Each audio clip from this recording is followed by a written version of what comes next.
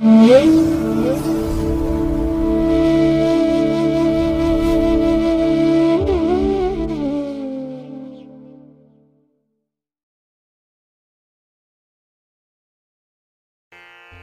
ಮಹಾಗಣಪತೇ ನಮಃ. ಶ್ರೀ ಗುರುಭ್ಯೋ ನಮಃ. ಹರಿ ಓಂ. ಶ್ರುತಿ ಸ್ಮೃತಿ ಪುರಾಣಾನಾಂ ಆಲಯಂ ಕರುಣಾಲಯಂ ನಮಾಮಿ ಭಗವತ್ಪಾದಶಂಕರಂ ಲೋಕಶಂಕರಂ. ಪ್ರೀತಿಯ ವೀಕ್ಷಕ ಬಂಧುಗಳೇ, ತಮಗೆಲ್ಲರಿಗೂ ಸಿರಿಗನ್ನಡ ಸುದ್ದಿವಾಹಿನಿಗೆ ಸ್ವಾಗತ. ದಯಾಮಯನಾದಂಥ ಭಗವಂತನ ಅನುಗ್ರಹ ತಮ್ಮೆಲ್ಲರಿಗೆ ಪ್ರಾಪ್ತಿಯಾಗಲಿ, ತಮ್ಮೆಲ್ಲರ ಜೀವನ ಆರೋಗ್ಯದಾಯಕವಾಗಿರಲಿ, ಸಂತೃಪ್ತಿದಾಯಕವಾಗಿರಲಿ ಎಂದು ಭಗವಂತನಲ್ಲಿ ಪ್ರಾರ್ಥನೆಯನ್ನು ಮಾಡ್ತಾ ಈ ದಿನದ ಪಂಚಾಂಗ ಫಲವನ್ನು ನೋಡೋಣ. ಹಾಗೆ ದ್ವಾದಶ ರಾಶಿಯವರ ಗೋಚಾರ ಫಲಾಫಲಗಳು ಹೇಗಿವೆ ಅನ್ನೋದನ್ನು ಕೂಡ ತಿಳಿಯೋಣ. ಇನ್ನು ಈ ದಿನದ ವಿಶೇಷ ಕಾರ್ಯಕ್ರಮವನ್ನು ನಾವು ಪ್ರತ್ಯೇಕವಾಗಿ ನೋಡೋಣ ಬನ್ನಿ. ಈ ದಿನ ಹುಟ್ಟುಹಬ್ಬವನ್ನು ಆಚರಿಸ್ಕೊಳ್ತಾ ಇರುವಂಥ ತಮಗೆಲ್ಲರಿಗೂ ಕೂಡ ಹುಟ್ಟುಹಬ್ಬದ ಶುಭಾಶಯಗಳು. ಹಾಗೆ ಈ ದಿನಾಂಕದಂದು ವಿವಾಹವಾಗಿರುವಂಥ ದಂಪತಿಗಳಿಗೂ ಕೂಡ ವಿವಾಹ ವಾರ್ಷಿಕೋತ್ಸವದ ಶುಭಾಶಯಗಳನ್ನು ಹೇಳ್ತಾ ಭಗವಂತ ತಮಗೆಲ್ಲರಿಗೂ ಕೂಡ ಸಕಲ ಸನ್ಮಂಗಳಗಳನ್ನು ಕರುಣಿಸಲಿ ಅಂತ ಹೇಳಿ ಸಿರಿಗನ್ನಡ ಸುದ್ದಿವಾಹಿನಿಯ ಪರವಾಗಿ ಪ್ರಾರ್ಥಿಸುತ್ತೇನೆ. ಪ್ರೀತಿಯ ವೀಕ್ಷಕ ಬಂಧುಗಳೇ, ಈ ದಿನ 2025 ಆಗಸ್ಟ್ ತಿಂಗಳ 15ನೇ ತಾರೀಕು ಭಾರ್ಗವ ವಾಸರ ಅಂದರೆ ಶುಕ್ರವಾರ. ಈ ಶುಕ್ರವಾರದ ನಿತ್ಯ ಪಂಚಾಂಗ ಫಲ ಹೇಗಿದೆ ನೋಡೋಣ ಬನ್ನಿ. ಶ್ರೀ ವಿಶ್ವಾವಸು ನಾಮ ಸಂವತ್ಸರೆ ದಕ್ಷಿಣಾಯಿನೆ ವರ್ಷ ಋತು ಶ್ರಾವಣ ಮಾಸ ಕೃಷ್ಣ ಪಕ್ಷದ ಸಪ್ತಮಿಯ ತಿಥಿ ಈ ದಿನ ಇದೆ. ಇದು ಈ ದಿನ ರಾತ್ರಿ 1 ಗಂಟೆ 10 ನಿಮಿಷದವರೆಗೆ ಇರಲಿದೆ. ನಂತರ ಅಷ್ಟಮಿ ಆರಂಭ ಆಗುತ್ತೆ. ಈ ದಿನದ ನಕ್ಷತ್ರ ಅಶ್ವಿನಿ ನಕ್ಷತ್ರ. ಇದು ಈ ದಿನ ಬೆಳಿಗ್ಗೆ 9 ಗಂಟೆ 58 ನಿಮಿಷದವರೆಗೆ ಇರಲಿದೆ. ನಂತರ ಭರಣಿ ನಕ್ಷತ್ರ ಆರಂಭ ಆಗುತ್ತೆ. ಈ ದಿನದ ಕರ್ಣ ಪೂರ್ವಕರ್ಣ ವಿಷ್ಟಿ ಅಥವಾ ಭದ್ರ. ಇದು ಈ ದಿನ ಮಧ್ಯಾಹ್ನ 1 ಗಂಟೆಯವರೆಗೆ ಇರಲಿದೆ. ನಂತರ ಉತ್ತರ ಕರ್ಣ ಭವ ಆರಂಭ ಆಗುತ್ತೆ. ಈ ದಿನದ ಯೋಗ ಗಂಡ ಯೋಗ. ಇದು ಈ ದಿನ ಬೆಳಿಗ್ಗೆ 10 ಗಂಟೆ 16 ನಿಮಿಷದವರೆಗೆ ಇರಲಿದೆ. ನಂತರ ವೃದ್ಧಿ ಯೋಗ ಆರಂಭ ಆಗುತ್ತೆ. ಈ ದಿನ ದಿಕ್ಶೂಲೆ ಇರುವಂಥದ್ದು ಪಶ್ಚಿಮ ದಿಕ್ಕಿಗೆ. ಹಾಗೆ ಈ ದಿನ ಸೂರ್ಯ ಇರುವಂಥ ರಾಶಿ ಕರ್ಕಾಟಕ, ಚಂದ್ರ ಇರುವಂಥ ರಾಶಿ ಮೇಷ. ಇನ್ನು ಈ ದಿನ ರಾಹುಕಾಲ ಇರುವಂಥ ಸಮಯ ಈ ದಿನ ಬೆಳಿಗ್ಗೆ 10 ಗಂಟೆ 53 ನಿಮಿಷದಿಂದ ಮಧ್ಯಾಹ್ನ 12 ಗಂಟೆ 27 ನಿಮಿಷದವರೆಗೆ. ಗುಳಿಕ ಕಾಲ ಈ ದಿನ ಬೆಳಿಗ್ಗೆ 7 ಗಂಟೆ 45 ನಿಮಿಷದಿಂದ ಬೆಳಿಗ್ಗೆ 9 ಗಂಟೆ 19 ನಿಮಿಷದವರೆಗೆ. ಇನ್ನು ಯಮಗಂಡ ಕಾಲ ಈ ದಿನ ಅಪರಾಹ್ನ 3 ಗಂಟೆ 35 ನಿಮಿಷದಿಂದ ಸಂಜೆ 5 ಗಂಟೆ 9 ನಿಮಿಷದವರೆಗೆ ಇರಲಿದೆ. ಇನ್ನು ಈ ದಿನ ದುಷ್ಟ ಮುಹೂರ್ತ ಇರುವಂಥ ಸಮಯ ಈ ದಿನ ಬೆಳಿಗ್ಗೆ 8 ಗಂಟೆ 28 ನಿಮಿಷದಿಂದ ಬೆಳಿಗ್ಗೆ 9 ಗಂಟೆ 20 ನಿಮಿಷದವರೆಗೆ. ಹಾಗೆ ಮಧ್ಯಾಹ್ನ 12 ಗಂಟೆ 51 ನಿಮಿಷದಿಂದ ಮಧ್ಯಾಹ್ನ 1 ಗಂಟೆ 44 ನಿಮಿಷದವರೆಗೆ ದುಷ್ಟ ಮುಹೂರ್ತದ ಸಮಯ. ಹಾಗಾಗಿ ಈ ಸಮಯದಲ್ಲಿ ಯಾವುದೇ ಪ್ರಯಾಣವನ್ನಾಗಲಿ ಯಾವುದೇ ಶುಭ ಕಾರ್ಯಗಳನ್ನಾಗಲಿ ಆರಂಭ ಮಾಡಬೇಡಿ. ಏಕೆಂದರೆ ನೀವು ಯಾವುದೇ ಕೆಲಸ ಕಾರ್ಯಗಳನ್ನು ಈ ದುಷ್ಟ ಮುಹೂರ್ತ ಇರುವಂಥ ಸಮಯದಲ್ಲಿ ಆರಂಭ ಮಾಡಿದರೆ ಅದರಿಂದ ಬರುವಂತಹ ಫಲಿತಾಂಶಗಳು ಅಷ್ಟೊಂದು ಅನುಕೂಲಕರವಾಗಿ ಇರೋದಿಲ್ಲ. ಆದ್ದರಿಂದಲೇ ಈ ದುಷ್ಟ ಮುಹೂರ್ತವನ್ನು ಅವಾಯ್ಡ್ ಮಾಡುವಂಥದ್ದು ತುಂಬ ಉತ್ತಮ. ಇನ್ನು ಈ ದಿನ ಅಭಿಜಿತ್ ಮುಹೂರ್ತ ಇರುವಂಥ ಸಮಯ ಈ ದಿನ ಬೆಳಿಗ್ಗೆ 11 ಗಂಟೆ 59 ನಿಮಿಷದಿಂದ ಮಧ್ಯಾಹ್ನ 12 ಗಂಟೆ 51 ನಿಮಿಷದವರೆಗೆ ಅಭಿಜಿತ್ ಮುಹೂರ್ತ ಇರುವಂಥ ಸಮಯ. ಇನ್ನು ಈ ದಿನ ವಿಶೇಷವಾಗಿ ಅಮೃತ ಕಾಲ ಇರುವಂಥ ಸಮಯ ಈ ದಿನ ರಾತ್ರಿ 1 ಗಂಟೆ 35 ನಿಮಿಷದಿಂದ ರಾತ್ರಿ 3 ಗಂಟೆ 5 ನಿಮಿಷದವರೆಗೆ ಅಮೃತ ಕಾಲದ ಸಮಯ. ಇನ್ನು ಈ ದಿನ ಸೂರ್ಯೋದಯ ಆಗುವಂಥ ಸಮಯ ಈ ದಿನ ಪ್ರಾತಃ ಕಾಲ 6 ಗಂಟೆ 6 ನಿಮಿಷಕ್ಕೆ, ಸೂರ್ಯಾಸ್ತ ಸಂಜೆ 6 ಗಂಟೆ 42 ನಿಮಿಷಕ್ಕೆ. ಹಾಗೆ ಈ ದಿನ ಚಂದ್ರನ ಬಲ ಇರುವಂಥ ರಾಶಿಗಳು ಅಂತ ಹೇಳಿದ್ರೆ ಮೇಷ, ಮಿಥುನ, ಕರ್ಕಾಟಕ, ತುಲಾ, ವೃಶ್ಚಿಕ ಮತ್ತು ಕುಂಭ. ಈ 6 ರಾಶಿಯವರಿಗೆ ಗೋಚಾರದಲ್ಲಿ ಚಂದ್ರನಿಂದ ಶುಭ ಫಲಗಳ ಯೋಗ ಇರುತ್ತೆ. ಇನ್ನು ಉಳಿದ 6 ರಾಶಿಯವರಿಗೆ ಮಿಶ್ರಫಲದ ಯೋಗ ಇರುತ್ತೆ.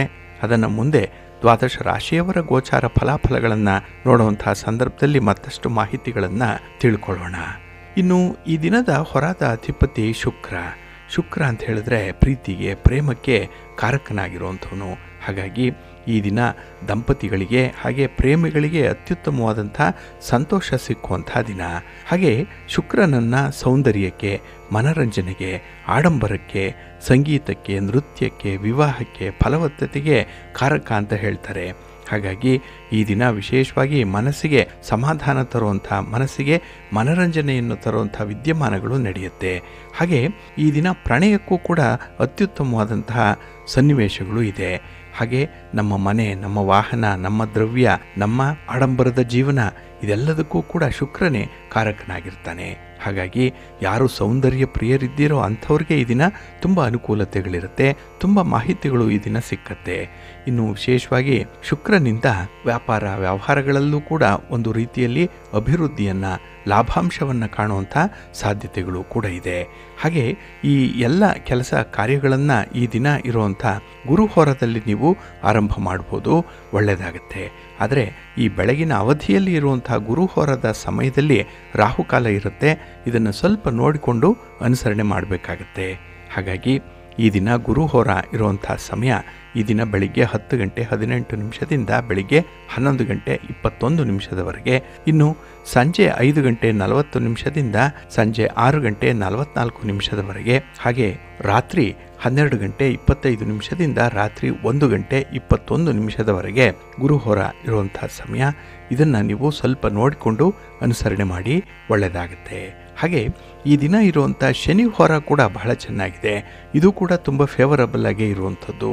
ಹಾಗಾಗಿ ನೀವು ಕಬ್ಬಿಣದ ವ್ಯಾಪಾರಿಗಳು, ಕಲ್ಲಿನ ವ್ಯಾಪಾರಿಗಳು ಏನಾದರೂ ಆಗಿದ್ದರೆ ಅತ್ಯುತ್ತಮವಾದಂಥ ವ್ಯವಹಾರಗಳನ್ನು ಮಾಡ್ತೀರಿ. ವ್ಯಾಪಾರದಲ್ಲಿ ಈ ದಿನ ತುಂಬ ಅನುಕೂಲತೆಗಳು, ಲಾಭಗಳು ಇರುವಂಥ ಸಂದರ್ಭ ಇದೆ. ಹಾಗೆ ಈ ಜುಡಿಷಿಯರಿ ಜಡ್ಜ್ಮೆಂಟ್ ವಿಚಾರಕ್ಕೆ ಸಂಬಂಧಪಟ್ಟಂತೆ ಕೂಡ ನಿಮಗೆ ಫೇವರಬಲ್ ಆಗಿರುವಂಥ ಫಲಿತಾಂಶಗಳು ಸಿಕ್ಕತ್ತೆ, ಶನಿ ಹೋರದಲ್ಲಿ ನಿಮ್ಮ ಪ್ರಯತ್ನವನ್ನು ಮುಂದುವರಿಸಿದ್ರೆ. ಹಾಗಾಗಿ ಈ ದಿನ ಶನಿ ಹೋರ ಇರುವಂಥ ಸಮಯ ಬೆಳಿಗ್ಗೆ 9 ಗಂಟೆ 15 ನಿಮಿಷದಿಂದ ಬೆಳಿಗ್ಗೆ 10 ಗಂಟೆ 18 ನಿಮಿಷದವರೆಗೆ. ಹಾಗೆ ಅಪರಾಹ್ನ 4 ಗಂಟೆ 37 ನಿಮಿಷದಿಂದ ಸಂಜೆ 5 ಗಂಟೆ 40 ನಿಮಿಷದವರೆಗೆ. ಇನ್ನು ರಾತ್ರಿ 11 ಗಂಟೆ 28 ನಿಮಿಷದಿಂದ ರಾತ್ರಿ 12 ಗಂಟೆ 25 ನಿಮಿಷದವರೆಗೆ ಶನಿ ಹೋರ ಇರುವಂಥ ಸಮಯ. ಇದನ್ನು ಕೂಡ ನೀವು ಅನುಸರಣೆ ಮಾಡಬಹುದು, ಒಳ್ಳೆಯದಾಗುತ್ತೆ. ಹಾಗೆ ಈ ದಿನ ಇರುವಂಥ ಚಂದ್ರ ಹೋರ ಕೂಡ ಬಹಳ ಚೆನ್ನಾಗಿದೆ. ಅದರಲ್ಲೂ ಹಾಲು, ನೀರು, ಎಣ್ಣೆ, ಪೆಟ್ರೋಲ್, ಕೆಮಿಕಲ್ಸ್ ಇತ್ಯಾದಿ ದ್ರವ ಪದಾರ್ಥಗಳನ್ನು ಮಾರಾಟ ಮಾಡುವಂಥವ್ರು, ಖರೀದಿ ಮಾಡುವಂಥವ್ರಿಗೂ ಕೂಡ ಅನುಕೂಲತೆಗಳಿದೆ. ಹಾಗೆ ಈ ಹೋಟೆಲನ್ನು ನಡೆಸ್ತಾ ಇರುವಂಥವ್ರು, ಹೋಟೆಲ್ ಬಿಸ್ನೆಸ್ಸಲ್ಲಿ ಇರುವಂಥವ್ರಿಗೆ ಈ ದಿನ ಲಾಭ ಚೆನ್ನಾಗಿದೆ.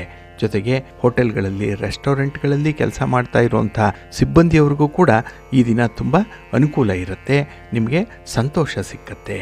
ಹಾಗಾಗಿ ಈ ದಿನ ಚಂದ್ರಹೋರ ಇರುವಂಥ ಸಮಯ ಈ ದಿನ ಬೆಳಿಗ್ಗೆ 8 ಗಂಟೆ 12 ನಿಮಿಷದಿಂದ ಬೆಳಿಗ್ಗೆ 9 ಗಂಟೆ 15 ನಿಮಿಷದವರೆಗೆ. ಇನ್ನು ಅಪರಾಹ್ನ 3 ಗಂಟೆ 34 ನಿಮಿಷದಿಂದ ಅಪರಾಹ್ನ 4 ಗಂಟೆ 37 ನಿಮಿಷದವರೆಗೆ. ಹಾಗೆ ರಾತ್ರಿ 10 ಗಂಟೆ 31 ನಿಮಿಷದಿಂದ ರಾತ್ರಿ 11 ಗಂಟೆ 28 ನಿಮಿಷದವರೆಗೆ ಚಂದ್ರಹೋರ ಇರುವಂಥ ಸಮಯ. ಇದನ್ನು ನೀವು ಅನುಸರಣೆ ಮಾಡ್ಬೋದು, ಒಳ್ಳೆಯದಾಗತ್ತೆ. ಆದರೆ ಈ ದಿನ ಇರುವಂಥ ರವಿ ಹೋರ ಏನಿದೆ ಇದನ್ನು ಸ್ವಲ್ಪ ಅವಾಯ್ಡ್ ಮಾಡಬೇಕು. ಇದು ಅನ್ಫೇವರಬಲ್ ಆಗಿ ಇರುವಂಥದ್ದು. ಅದರಲ್ಲೂ ರಾಜಕಾರಣಿಗಳಿಗೆ, ರಾಜಕೀಯ ಕ್ಷೇತ್ರದಲ್ಲಿರುವಂಥವ್ರಿಗೆ ಈ ರವಿ ಹೋರಾದಿಂದ ಅಷ್ಟೊಂದು ಅನುಕೂಲತೆಗಳು ಇರಲ್ಲ. ಹಾಗಾಗಿನೇ ಆದಷ್ಟು ರಾಜಕೀಯ ಕ್ಷೇತ್ರದಲ್ಲಿರುವಂಥವರು ನಿಮ್ಮ ಚಟುವಟಿಕೆಗಳನ್ನು ರವಿ ಹೋರಾದಲ್ಲಿ ಆರಂಭ ಮಾಡಬೇಡಿ. ನಿಮ್ಮ ಪ್ರಯಾಣವನ್ನು ಕೂಡ ಆದಷ್ಟು ಮುಂದೂಡುವಂಥದ್ದು ಉತ್ತಮ. ಹಾಗಾಗಿ ಈ ದಿನ ರವಿ ಹೋರ ಇರುವಂಥ ಸಮಯ ಈ ದಿನ ಪ್ರಾತಃ ಕಾಲ 5 ಗಂಟೆ 9 ನಿಮಿಷದಿಂದ ಬೆಳಿಗ್ಗೆ 6 ಗಂಟೆ 6 ನಿಮಿಷದವರೆಗೆ. ಹಾಗೆ ಮಧ್ಯಾಹ್ನ 12 ಗಂಟೆ 25 ನಿಮಿಷದಿಂದ ಮಧ್ಯಾಹ್ನ 1 ಗಂಟೆ 28 ನಿಮಿಷದವರೆಗೆ. ಇನ್ನು ರಾತ್ರಿ 7 ಗಂಟೆ 40 ನಿಮಿಷದಿಂದ ರಾತ್ರಿ 8 ಗಂಟೆ 37 ನಿಮಿಷದವರೆಗೆ ರವಿ ಹೋರ ಇರುವಂಥ ಸಮಯ. ಇದನ್ನು ಸ್ವಲ್ಪ ಅವಾಯ್ಡ್ ಮಾಡ್ಕೊಳ್ಳಿ, ಒಳ್ಳೆಯದಾಗತ್ತೆ. ಹಾಗಾಗಿ ಬಂಧುಗಳೇ, ನಿಮ್ಮ ಕೆಲಸ ಕಾರ್ಯಗಳನ್ನು, ನಿಮ್ಮ ಚಟುವಟಿಕೆಗಳನ್ನು, ನಿಮ್ಮ ಪ್ರಯಾಣವನ್ನು ಆದಷ್ಟು ಒಳ್ಳೆಯ ಸಮಯದಲ್ಲಿ ಆರಂಭ ಮಾಡಿ.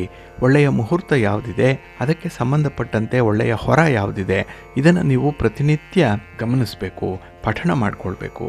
ಅದಕ್ಕಾಗಿಯೇ ಸಿರಿಗನ್ನಡ ಸುದ್ದಿವಾಹಿನಿ ನಿತ್ಯ ಪ್ರಸಾರ ಮಾಡುವಂಥ ಈ ಪಂಚಾಂಗದ ವಿವರಗಳನ್ನು ಕೇಳಿಸ್ಕೊಳ್ಳಿ. ಇದರಲ್ಲಿ ನಿಮಗೆ ಬೇಕಾದಂತಹ ಎಲ್ಲ ಮಾಹಿತಿಗಳು ಕೂಡ ಸಿಕ್ಕತ್ತೆ. ಅದನ್ನು ಅನುಸರಣೆ ಮಾಡೋದ್ರಿಂದ ಖಂಡಿತ ನಿಮ್ಮ ಪ್ರಯತ್ನ ಯಶಸ್ವಿಯಾಗುತ್ತೆ. ನೀವು ಅಂದುಕೊಂಡಂಥ ಫಲಿತಾಂಶವನ್ನು ಪಡ್ಕೊಳ್ಳಿಕ್ಕೆ ಇದರಿಂದ ಸಹಾಯಕವಾಗುತ್ತೆ. ನಿಮ್ಮ ನಿರೀಕ್ಷೆಯಂತೆ ನಿಮಗೆ ಫಲಿತಾಂಶಗಳು ಸಿಕ್ಕತ್ತೆ, ಒಳ್ಳೆಯದಾಗತ್ತೆ. ಬಂಧುಗಳೇ, ಈ ದಿನ ಬಹಳ ವಿಶೇಷವಾಗಿರುವಂಥ ದಿನ. ಏಕೆಂದರೆ ಈ ಶ್ರಾವಣ ಮಾಸದ ಶುಕ್ರವಾರದ ದಿನ ಇದು. ಹಾಗಾಗಿನೇ ಆಡಿ ಶುಕ್ರವಾರ ಲಕ್ಷ್ಮೀ ಪೂಜೆಗೆ ತುಂಬ ಪ್ರಶಸ್ತವಾಗಿರುವಂಥ ದಿನ. ಯಾರು ಕಳೆದ ಶುಕ್ರವಾರದಲ್ಲಿ ವರಮಹಾಲಕ್ಷ್ಮಿ ವ್ರತವನ್ನು ಮಾಡಲಿಕ್ಕೆ ಅನಾನುಕೂಲ ಆಗಿತ್ತೋ ಅಂಥವರು ಈ ಒಂದು ದಿನದಲ್ಲಿ ಮಹಾಲಕ್ಷ್ಮಿ ಪೂಜೆಯನ್ನು ಮಾಡ್ಬೋದು, ಲಕ್ಷ್ಮೀ ಪೂಜೆಯನ್ನು ಮಾಡ್ಬೋದು. ಬಹಳ ವಿಶೇಷ. ಇನ್ನು ನಾಳೆ ಅಷ್ಟಮಿ ತಿಥಿ ಇರುತ್ತೆ, ಶ್ರಾವಣ ಶನಿವಾರ ಬೇರೆ ಇರುತ್ತೆ. ಈ ಅಷ್ಟಮಿ ತಿಥಿಯಲ್ಲಿ ಶ್ರೀಕೃಷ್ಣ ಜನ್ಮಾಷ್ಟಮಿಯನ್ನು ಆಚರಣೆ ಮಾಡುವಂಥದ್ದು ಇದೆ. ಇದನ್ನೇ ಗೋಕುಲಾಷ್ಟಮಿ ಅಂತ ಹೇಳಿ ಕರೆಯುವಂಥದ್ದು. ಬಹಳ ವಿಶೇಷವಾಗಿ ಕೃಷ್ಣನನ್ನು ಆರಾಧನೆ ಮಾಡುವಂಥವ್ರಿಗೆ ನಾಳೆಯ ದಿನ ತುಂಬ ಮಹತ್ವದ ದಿನ. ಇಲ್ಲಿ ಕೃಷ್ಣ ಜನ್ಮಾಷ್ಟಮಿಯ ಪೂಜೆಗೆ ಮುಹೂರ್ತ ಯಾವುದು, ಪೂಜೆ ಮಾಡುವಂಥ ವಿಧಾನ ಯಾವುದು, ಹಾಗೆ ಜನ್ಮಾಷ್ಟಮಿಯನ್ನು ಅಷ್ಟಮಿಯ ದಿನದಿಂದಲೇ ಆಚರಣೆ ಮಾಡುವಂಥದ್ದಕ್ಕೆ ಯಾವ ಐತಿಹ್ಯಗಳಿದೆ ಅನ್ನುವಂಥ ವಿಚಾರವಾಗಿ ಕೆಲವು ಮಾಹಿತಿಗಳನ್ನು ನೋಡೋಣ. ನಮ್ಮ ಧರ್ಮದಲ್ಲಿ ಆಚರಣೆ ಮಾಡಲಾಗುವಂಥ ಕೃಷ್ಣ ಜನ್ಮಾಷ್ಟಮಿ ಅತ್ಯಂತ ಪವಿತ್ರವಾಗಿರುವಂಥ ಹಾಗೆ ಸಂತೋಷದಾಯಕವಾಗಿರುವಂಥ ಒಂದು ಹಬ್ಬ ಇದು. ಹಾಗೆ ಈ ಕೃಷ್ಣ ಜನ್ಮಾಷ್ಟಮಿ ಹಬ್ಬವನ್ನು ಬಹಳ ಭಕ್ತಿಯಿಂದ ಸಂತೋಷದಿಂದ ಆಚರಣೆ ಮಾಡ್ತಾರೆ. ಯಾಕೆಂದರೆ ಇಲ್ಲಿ ಅಷ್ಟಮಿ ಅಂದರೆ 8, ಹಾಗೆ ಶ್ರೀಕೃಷ್ಣನೂ ಕೂಡ ಮಹಾವಿಷ್ಣುವಿನ 8ನೇ ಅವತಾರವಾಗಿ ಇರುವಂಥದ್ದು. ಇಲ್ಲಿ ವಿಷ್ಣು ಕೃಷ್ಣನ ಅವತಾರದಲ್ಲಿ ಪ್ರಕಟ ಆಗಿದ್ದು ಈ ಶ್ರಾವಣ ಮಾಸದ ಕೃಷ್ಣ ಪಕ್ಷದ ಅಷ್ಟಮಿ ತಿಥಿ ಎಂದು. ಹಾಗಾಗಿನೇ ಈ ದಿನದಂದೇ ಕೃಷ್ಣ ಜನ್ಮಾಷ್ಟಮಿ ಅಥವಾ ಗೋಕುಲಾಷ್ಟಮಿ ಅಂತ ಹೇಳಿ ಕರೆಯುವಂಥದ್ದು ಇದೆ. ಇಲ್ಲಿ ಈ ಕೃಷ್ಣ ಜನ್ಮಾಷ್ಟಮಿಯ ದಿನದಲ್ಲಿ ಶ್ರೀಕೃಷ್ಣನ ಒಂದು ಪೂಜೆಯನ್ನು, ಆರಾಧನೆಯನ್ನು ಮಧ್ಯರಾತ್ರಿ ಸಮಯದಲ್ಲಿ ಮಾಡುವಂಥದ್ದು ಇದೆ. ಏಕೆಂದರೆ ಕೃಷ್ಣ ಪರಮಾತ್ಮ ಪ್ರಕಟ ಆಗಿದ್ದು ಈ ಮಧ್ಯರಾತ್ರಿಯ ಸಂದರ್ಭದಲ್ಲಿ ಅನ್ನುವಂಥ ಒಂದು ವಿಚಾರ. ಹಾಗಾಗಿ ಈ ಜನ್ಮಾಷ್ಟಮಿಯ ಸಂದರ್ಭದಲ್ಲೇ ಕೃಷ್ಣನ ಆರಾಧನೆಯನ್ನು ಮಾಡುವಂಥದ್ದು, ಹಾಗೆ ಕೃಷ್ಣನಿಗೆ ವಿಶೇಷ ಅಲಂಕಾರವನ್ನು ಮಾಡಿ ಷೋಡಶೋಪಚಾರ ಪೂಜೆಗಳಿಂದ ಭಕ್ತಿ ಭಾವವನ್ನು ಸಮರ್ಪಣೆ ಮಾಡುವಂಥದ್ದು, ಹಾಗೆ ಭಜನೆಗಳನ್ನು, ಮಂತ್ರಗಳನ್ನು, ಸ್ತೋತ್ರಗಳನ್ನು ಪಠಣ ಮಾಡುವಂಥ ಸಂಪ್ರದಾಯ ಕೂಡ ಇದೆ. ಏಕೆಂದರೆ ಇಲ್ಲಿ ಕೃಷ್ಣ ಜನ್ಮಾಷ್ಟಮಿ ದುಷ್ಟತನದ ಮೇಲೆ ಒಳ್ಳೆಯತನವನ್ನು ಪ್ರತಿಷ್ಠಾಪನೆ ಮಾಡಿರುವಂಥದ್ದು. ಏಕೆಂದರೆ ಇಲ್ಲಿ ದುಷ್ಟತನದ ಪ್ರತೀಕವಾದಂತಹ ಮಾವ ಕಂಸನ ಆಳ್ವಿಕೆಯನ್ನು ಕೊನೆಗೊಳಿಸಲಿಕ್ಕೆ ಮತ್ತು ಜಗತ್ತಿನಲ್ಲಿ ಧರ್ಮದ ಸಮತೋಲನವನ್ನು ಕಾಯ್ದುಕೊಳ್ಳಲಿಕ್ಕೆ ಶ್ರೀಕೃಷ್ಣ ಪರಮಾತ್ಮನ ಅವತಾರ ಆಯಿತು ಅನ್ನುವಂಥ ಒಂದು ನಂಬಿಕೆ ಇದೆ. ಹಾಗಾಗಿ ಇದು ಶ್ರೀಕೃಷ್ಣನ ದೈವಿಕ ಜನನದ ದಿನವನ್ನು ಸಂಕೇತಿಸುತ್ತೆ ಅನ್ನುವಂಥದ್ದು. ಹಾಗೆ ಈ ದುಷ್ಟತನದ ಮೇಲೆ ಅಥವಾ ಕೆಡುಕಿನ ಮೇಲೆ ಒಳಿತಿನ ವಿಜಯ ಅನ್ನುವಂಥದ್ದನ್ನು ಇದು ಸಾರುತ್ತೆ. ಹಾಗಾಗಿ ಇಡೀ ಬ್ರಹ್ಮಾಂಡದಲ್ಲೇ ಈ ದುಷ್ಟತನ, ದುಷ್ಕೃತ್ಯ ಅನ್ನುವಂಥದ್ದು ತಾತ್ಕಾಲಿಕ ಮಾತ್ರ. ಒಂದು ಕಾಲಕ್ಕೆ ಅದು ತನ್ನ ಪ್ರಭಾವವನ್ನು ಬೀರ್ಬೋದು, ಆದರೆ ಕ್ರಮೇಣ ಅದು ನಶಿಸಿ ಹೋಗುತ್ತೆ ಅನ್ನುವಂಥದ್ದನ್ನು ಇಲ್ಲಿ ಕೃಷ್ಣ ಜನ್ಮಾಷ್ಟಮಿಯ ಸಂಕೇತ ನಮಗೆ ತಿಳಿಸುತ್ತೆ. ಹಾಗೆ ಇಲ್ಲಿ ಕೃಷ್ಣನನ್ನು ದೈವಿಕ ಸಂತೋಷ ಮತ್ತು ಪ್ರೀತಿಯ ಸಂಕೇತ ಅಂತ ಹೇಳಿ ಪೂಜೆ ಮಾಡುವಂಥದ್ದು. ಹಾಗೆ ಇಲ್ಲಿ ರಾಧೆಯೊಂದಿಗಿನ ಪರಮಾತ್ಮನ ಸಂಬಂಧ ಭಕ್ತ ಮತ್ತು ದೇವರ ಆಧ್ಯಾತ್ಮಿಕ ಒಕ್ಕೂಟವನ್ನು ಸಂಕೇತಿಸುತ್ತೆ ಅನ್ನುವಂಥ ಒಂದು ವಿಚಾರ ಇದೆ. ಹಾಗಾಗಿನೇ ಈ ದಿನ ನಾವು ಮಾಡುವಂಥ ಪೂಜೆ ನಮಗೆ ಒಂದು ರೀತಿಯಲ್ಲಿ ಆನಂದವನ್ನು ತರುತ್ತೆ, ಸಂಬಂಧಗಳನ್ನು ಗಟ್ಟಿಗೊಳಿಸುತ್ತೆ, ಜೊತೆಗೆ ಮೋಕ್ಷವನ್ನು ನೀಡುತ್ತೆ ಅನ್ನುವಂಥ ನಂಬಿಕೆ ಇದೆ.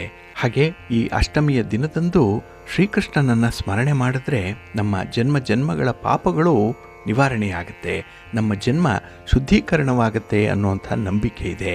ಹಾಗಾಗಿನೇ ಭಕ್ತರಿಗೆ ಸಮೃದ್ಧಿಯನ್ನು, ಶಾಂತಿಯನ್ನು ತರುವಂಥದ್ದು ಈ ಶ್ರೀಕೃಷ್ಣ ಜನ್ಮಾಷ್ಟಮಿಯ ಆಚರಣೆ ಅನ್ನುವಂಥದ್ದು. ಹಾಗೆ ಮನೆಯಲ್ಲಿ ಈ ದಿನ ಕೃಷ್ಣನ ವಿಗ್ರಹವನ್ನಾಗಲಿ ಫೋಟೋವನ್ನಾಗಲಿ ಇಟ್ಟು ಪೂಜೆ ಮಾಡಿದ್ರೆ ಆ ಮನೆಯಲ್ಲಿ ಶಾಂತಿ ಸಮೃದ್ಧಿಗಳು ನೆಲೆಸುತ್ತೆ, ಜೊತೆಗೆ ಉತ್ತಮವಾದಂತಹ ಆರೋಗ್ಯ ಭಾಗ್ಯವನ್ನು ತರುತ್ತೆ, ಜೊತೆಗೆ ಸಂತಾನ ಭಾಗ್ಯ ಕೂಡ ಕೂಡಿ ಬರುತ್ತೆ ಅನ್ನುವಂಥ ನಂಬಿಕೆ ಇದೆ. ಹಾಗಾಗಿನೇ ಕೃಷ್ಣ ಅಂತ ಹೇಳಿದ್ರೆ ಅಲ್ಲಿ ಸಂತೋಷ ಇರುವಂಥದ್ದು. ಹಾಗೆ ಈ ಶ್ರೀಕೃಷ್ಣ ಜನ್ಮಾಷ್ಟಮಿಯ ಪೂಜೆ ಮಾಡುವಂಥ ಒಂದು ಮುಹೂರ್ತ ಯಾವುದು, ಯಾವ ವೇಳೆಯಲ್ಲಿ ಪೂಜೆಯನ್ನು ಮಾಡಿದ್ರೆ ಆ ಪೂಜಾ ಫಲ ನಮಗೆ ಪೂರ್ಣ ಪ್ರಮಾಣದಲ್ಲಿ ಸಂಪನ್ನವಾಗುತ್ತೆ ಅನ್ನುವಂಥ ಒಂದು ವಿಚಾರವನ್ನು ಇಲ್ಲಿ ನೋಡೋಣ. ಇಲ್ಲಿ ಆಗಸ್ಟ್ 16ನೇ ತಾರೀಕು ಶನಿವಾರ ಶ್ರೀಕೃಷ್ಣ ಜನ್ಮಾಷ್ಟಮಿ ಇರುತ್ತೆ. ಇಲ್ಲಿ ಅಷ್ಟಮಿ ತಿಥಿ ಆರಂಭ ಆಗುವಂಥದ್ದು ಆಗಸ್ಟ್ 15ನೇ ತಾರೀಕು ರಾತ್ರಿ 1:10 ಆರಂಭ ಆಗುತ್ತೆ. ಅಷ್ಟಮಿ ತಿಥಿ ಮುಕ್ತಾಯ ಆಗುವಂಥದ್ದು ಆಗಸ್ಟ್ 16ನೇ ತಾರೀಕು ರಾತ್ರಿ 10:42 ಮುಕ್ತಾಯ ಆಗುತ್ತೆ. ಇಲ್ಲಿ ಮಧ್ಯರಾತ್ರಿ ಪೂಜೆ ನಡೆಯುವಂಥದ್ದು ಆಗಸ್ಟ್ 16ನೇ ತಾರೀಕು ಮಧ್ಯರಾತ್ರಿ 12 ಗಂಟೆ 4 ನಿಮಿಷದಿಂದ ಮಧ್ಯರಾತ್ರಿ 12 ಗಂಟೆ 47 ನಿಮಿಷದವರೆಗೆ ಈ ಮಧ್ಯರಾತ್ರಿ ಪೂಜೆ ಇರುತ್ತೆ. ಏಕೆಂದರೆ ಕೃಷ್ಣ ಪರಮಾತ್ಮ ಪ್ರಕಟವಾದಂತಹ ಸಮಯ ಮಧ್ಯರಾತ್ರಿ 12 ಗಂಟೆ 25 ನಿಮಿಷಕ್ಕೆ. ಇನ್ನು ಈ ಕೃಷ್ಣ ಜನ್ಮಾಷ್ಟಮಿಯ ಸಂದರ್ಭದಲ್ಲೇ ಅಚಲ ಭಕ್ತಿಯಿಂದ ಕೃಷ್ಣನನ್ನ ಪೂಜೆ ಮಾಡಬೇಕು. ಕೆಲವರು ಆ ದಿನ ಉಪವಾಸ ವ್ರತವನ್ನ ಮಾಡುವಂಥದ್ದು ಕೂಡ ಇದೆ. ಹಾಗೆ ಕೃಷ್ಣನನ್ನ ಈ ದಿನ ವಿಧ ವಿಧವಾದಂತಹ ಪುಷ್ಪಗಳಿಂದ ಅಲಂಕಾರ ಮಾಡಬೇಕು. ಬಣ್ಣ ಬಣ್ಣದ ರಂಗೋಲಿಗಳಿಂದ ಆ ಮಂಟಪವನ್ನ ಅಲಂಕಾರ ಮಾಡಬೇಕು. ಹಾಗೆ ಬಾಲಕೃಷ್ಣನನ್ನ ಪೂಜೆ ಮಾಡಲಿಕ್ಕೆ ಸರ್ವಾಲಂಕಾರದಿಂದ ತೊಟ್ಟಿಲನ್ನ ಸಿದ್ಧಗೊಳಿಸಬೇಕು. ತೊಟ್ಟಿಲಿನ ಮೇಲೆ ಹೂಗಳನ್ನ ಹಣ್ಣುಗಳನ್ನ ಅಲಂಕಾರ ಮಾಡಿರಬೇಕು. ಹಾಗೆ ಗೋಪಾಲನ ವಿಗ್ರಹವನ್ನಾಗಲಿ ಫೋಟೋವನ್ನಾಗಲಿ ಪ್ರತಿಷ್ಠಾಪನೆ ಮಾಡಿ ಅದಕ್ಕೆ ಹಾಲು, ಮೊಸರು, ತುಪ್ಪ, ಜೇನುತುಪ್ಪ ಮತ್ತು ಸಕ್ಕರೆಯನ್ನು ಬೆರೆಸಿದ ಪಂಚಾಮೃತದಿಂದ ಕೃಷ್ಣನಿಗೆ ಅಭಿಷೇಕವನ್ನು ಮಾಡಬೇಕು. ಹಾಗೆ ವಿಗ್ರಹಕ್ಕೆ ಮಾತ್ರ ಈ ಪಂಚಾಮೃತ ಅಭಿಷೇಕ ಇರುತ್ತೆ. ಫೋಟೋ ಏನಾದರೂ ಇಟ್ಟಿದ್ರೆ ಆ ಪಂಚಾಮೃತವನ್ನು ಫೋಟೋದ ಮೇಲೆ ಒಂದು ಹೂ ಅರಳಿನಿಂದ ಸಿಂಪಡಿಸಿದ್ರೆ ಸಾಕು. ಹಾಗೆ ಈ ದಿನ ಕೃಷ್ಣನಿಗೆ ಇಷ್ಟವಾದಂತಹ ಹಳದಿ, ಕೆಂಪು ಅಥವಾ ಗುಲಾಬಿ ಬಣ್ಣದ ವಸ್ತ್ರಗಳನ್ನು ತೊಡಿಸ್ಬೇಕು. ಆಭರಣಗಳಿಂದ ಅಲಂಕಾರವನ್ನು ಮಾಡಬೇಕು ಅನ್ನುವಂಥದ್ದು ಇದೆ. ಇನ್ನು ಕೃಷ್ಣನಿಗೆ ತುಂಬ ಇಷ್ಟವಾದಂತಹ ಒಂದು ತುಳಸಿಯ ಹಾರವನ್ನು ಹಾಕಬೇಕು. ಹಾಗೆ ಬೆಣ್ಣೆಯಿಂದ ಮಾಡಿದಂತಹ ಪದಾರ್ಥಗಳನ್ನು ನೈವೇದ್ಯ ಮಾಡಬೇಕು. ಇಲ್ಲಿ ಕೃಷ್ಣನಿಗೆ ವಿಧ ವಿಧವಾದಂತಹ ಖಾದ್ಯಗಳು ತುಂಬ ಇಷ್ಟ. ಹಾಗಾಗಿ 10 ಬಗೆಯ ತಿಂಡಿಗಳನ್ನು ಈ ದಿನ ಕೃಷ್ಣನಿಗೆ ಭೋಗವಾಗಿ ಸಮರ್ಪಣೆ ಮಾಡಬೇಕು. ಇನ್ನು ಬಂಧುಗಳೇ, ಈ ವಿಷ್ಣುವಿನ 8ನೇ ಅವತಾರವಾದಂತಹ ಕೃಷ್ಣನ ಜನ್ಮದಿನ ಏನಿದೆ ಅದನ್ನು ಗೋಕುಲಾಷ್ಟಮಿ ಅಥವಾ ಜನ್ಮಾಷ್ಟಮಿ ಅಂತ ಹೇಳಿ ಕರೆಯುವಂಥದ್ದು. ಏಕೆಂದರೆ ಇಲ್ಲಿ ಭಕ್ತಿಗೆ ಪ್ರಾಧಾನ್ಯತೆ ಇದೆ. ಹಾಗೆ ಸಾಂಸ್ಕೃತಿಕ ಉತ್ಸವಗಳು ನಡೆಯುತ್ತೆ. ಅತ್ಯುತ್ತಮವಾದಂತಹ ಒಂದು ಚಿಂತನೆ ಜೊತೆಗೆ ಪ್ರೀತಿ ಮತ್ತು ಬುದ್ಧಿವಂತಿಕೆಯ ವಿಚಾರಗಳನ್ನು ಕೂಡ ಈ ಜನ್ಮಾಷ್ಟಮಿ ಒತ್ತಿ ಹೇಳುತ್ತೆ. ಹಾಗಾಗಿನೇ ಸಾಂಕೇತಿಕವಾಗಿ ಕೃಷ್ಣನ ದೈವಿಕ ಲೀಲೆಗಳನ್ನು ಹಾಗೆ ಕೃಷ್ಣನ ಬೋಧನೆಗಳನ್ನು ಇದು ಸ್ಮರಿಸುವಂತಹ ಒಂದು ವಿಶೇಷ ದಿನ. ಹಾಗಾಗಿನೇ ಈ ದಿನ ಕೃಷ್ಣನನ್ನು ಯಾರು ನೆನೆಸಿದ್ರೆ, ಯಾರು ಸ್ಮರಣೆ ಮಾಡಿದ್ರೆ ಅವರಿಗೆ ಜೀವನದಲ್ಲಿ ಸ್ಫೂರ್ತಿ ಸಿಕ್ಕತ್ತೆ. ಅದೇ ಒಂದು ಮೋಟಿವೇಶನ್. ಹಾಗೆ ಜೀವನದಲ್ಲಿ ನಾವು ಮಾಡಲೇಬೇಕಾದಂತಹ ಕೆಲವೊಂದು ಕಡ್ಡಾಯವಾದಂತಹ ಕಾರ್ಯಗಳನ್ನು, ನಮ್ಮ ಜವಾಬ್ದಾರಿಗಳನ್ನು ಇದು ನೆನಪಿಸುತ್ತೆ. ಹಾಗಾಗಿನೇ ಈ ಜನ್ಮಾಷ್ಟಮಿಯ ಮಹತ್ವ ತುಂಬ ವಿಶೇಷವಾಗಿರುವಂಥದ್ದು. ಇಲ್ಲಿ ಜನ್ಮಾಷ್ಟಮಿ ಧರ್ಮವನ್ನು ಪುನಃ ಸ್ಥಾಪಿಸಲಿಕ್ಕೆ ಮತ್ತು ಕೆಟ್ಟದ್ದನ್ನು ಎದುರಿಸಲಿಕ್ಕೆ ಭೂಮಿಗೆ ಬಂದು ಕೃಷ್ಣನಾಗಿ ಅವತರಿಸಿದಂತಹ ದಿನ. ಹಾಗಾಗಿನೇ ಈ ವಿಷ್ಣುವಿನ ಸಾಕಾರ ಈ ಶ್ರೀಕೃಷ್ಣ ಪರಮಾತ್ಮ. ಇಲ್ಲಿ ಭಗವಾನ್ ಕೃಷ್ಣನ ಜನನವನ್ನು ಬಹಳ ವಿಶೇಷವಾಗಿ ಅರ್ಥೈಸ್ಬೋದು. ದುಷ್ಟಶಕ್ತಿಯ ಮೇಲೆ ಒಳ್ಳೆಯದರ ವಿಜಯವನ್ನು ಆಚರಣೆ ಮಾಡುವಂಥ ದಿನ ಇದು. ಏಕೆಂದರೆ ಕೃಷ್ಣ ಕಂಸನನ್ನು ಸೋಲಿಸಿ ಅವನ ದಬ್ಬಾಳಿಕೆಯಿಂದ ಜಗತ್ತನ್ನು ಮುಕ್ತಿಗೊಳಿಸಲಿಕ್ಕೆ ಅವತಾರ ಆಯಿತು ಅನ್ನುವಂಥ ವಿಚಾರ ಇದೆ. ಹಾಗೆ ಈ ಒಂದು ಕೃಷ್ಣ ಜನ್ಮಾಷ್ಟಮಿಯ ಆಚರಣೆಯಿಂದ ನಮಗೆ ಗೊತ್ತಾಗುವಂಥದ್ದು ಭಕ್ತಿ ಮತ್ತು ಪ್ರಾರ್ಥನೆಯ ಪರಾಕಾಷ್ಠೆ. ಭಕ್ತರು ಕೃಷ್ಣನ ಬೋಧನೆಗಳೊಂದಿಗೆ ಸಂಪರ್ಕವನ್ನು ಸಾಧಿಸಲಿಕ್ಕೆ ಸಾಧ್ಯವಾಗುತ್ತೆ. ಕೃಷ್ಣನ ಜನ್ಮವನ್ನು ಗೌರವಿಸಲಿಕ್ಕೆ ಈ ದಿನ ಉಪವಾಸಾದಿ ಪೂಜೆಗಳನ್ನು ನಡೆಸುವಂಥದ್ದು ಕೂಡ ಇದೆ. ಹಾಗೆ ಈ ದಿನ ಆತ್ಮಾವಲೋಕನವನ್ನು ಮಾಡಿಕೊಳ್ಳಿಕ್ಕೆ ಹಾಗೆ ಸದಾಚಾರ ಮತ್ತು ಕರುಣೆಯ ತತ್ವಗಳೊಂದಿಗೆ ನಾವು ಜೀವನದಲ್ಲಿ ಹೊಂದಾಣಿಕೆ ಮಾಡಿಕೊಳ್ಬೇಕು ಅನ್ನುವಂಥದ್ದನ್ನು ಕೂಡ ಇದು ಒತ್ತಿ ಹೇಳುತ್ತೆ. ಹಾಗೆ ಇಲ್ಲಿ ಭಗವದ್ಗೀತೆಯ ಮೂಲಕ ಕೃಷ್ಣನ ಉಪದೇಶ ಹೇಗಾಯಿತು, ಪಾಂಡವರನ್ನು ಹಲವಾರು ಕಷ್ಟಗಳಿಂದ ಪಾರು ಮಾಡಲಿಕ್ಕೆ ಕೃಷ್ಣ ಪರಮಾತ್ಮ ಮಾಡಿದಂತಹ ತಂತ್ರಗಳು ಏನೇನು, ಇವೆಲ್ಲವನ್ನೂ ಕೂಡ ನಾವು ಗಮನಿಸಿದ್ರೆ ಇಲ್ಲಿ ನಮಗೆ ದಾರಿದೀಪವಾಗಿ ಈ ಜನ್ಮಾಷ್ಟಮಿಯ ಆಚರಣೆ ನಿಲ್ಲುವಂಥದ್ದು. ಹಾಗೆ ಈ ಸಾಂಸ್ಕೃತಿಕ ಬಂಧಗಳನ್ನು ಬಲಪಡಿಸುವಂಥದ್ದು ಈ ಗೋಕುಲಾಷ್ಟಮಿ ಅಂತ ಹೇಳ್ತಾರೆ. ಏಕೆಂದರೆ ಸಮುದಾಯದ ಭಾವನೆಯನ್ನು ಇದು ಉತ್ತೇಜಿಸುತ್ತೆ. ಏಕೆಂದರೆ ಜನ ಒಟ್ಟಾಗಿ ಕಲೆತು ಈ ಒಂದು ಹಬ್ಬವನ್ನು ಆಚರಣೆ ಮಾಡ್ತಾರೆ. ಇದು ಸಂತೋಷದ ಹಬ್ಬ. ಹಾಗೆ ಕೃಷ್ಣನ ಜೀವನಕ್ಕೆ ಸಂಬಂಧಪಟ್ಟಂತಹ ಕಥೆಗಳನ್ನು, ನಾಟಕಗಳನ್ನು, ಹರಿಕಥೆಗಳನ್ನು ಹಾಗೆ ನೃತ್ಯ ಸಂಯೋಜನೆಯನ್ನು ಮಾಡುವಂಥದ್ದು ಕೂಡ ಇದೆ.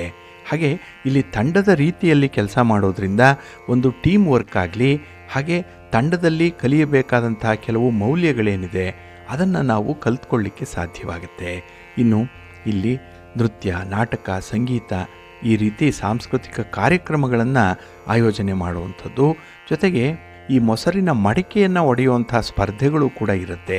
ಇಲ್ಲಿ ಸ್ವಲ್ಪ ತಮಾಷೆ ಇದೆ, ಸ್ವಲ್ಪ ಸಂತೋಷ ಇದೆ. ಹಾಗೆ ತನ್ಮೂಲಕ ನಾವು ಜೀವನದಲ್ಲಿ ಕಲಿಯಬೇಕಾದಂಥ ಪಾಠಗಳು ಯಾವ್ಯಾವುದು ಅನ್ನುವಂಥದ್ದರ ಅರಿವು ನಮಗೆ ಗೊತ್ತಾಗುತ್ತೆ.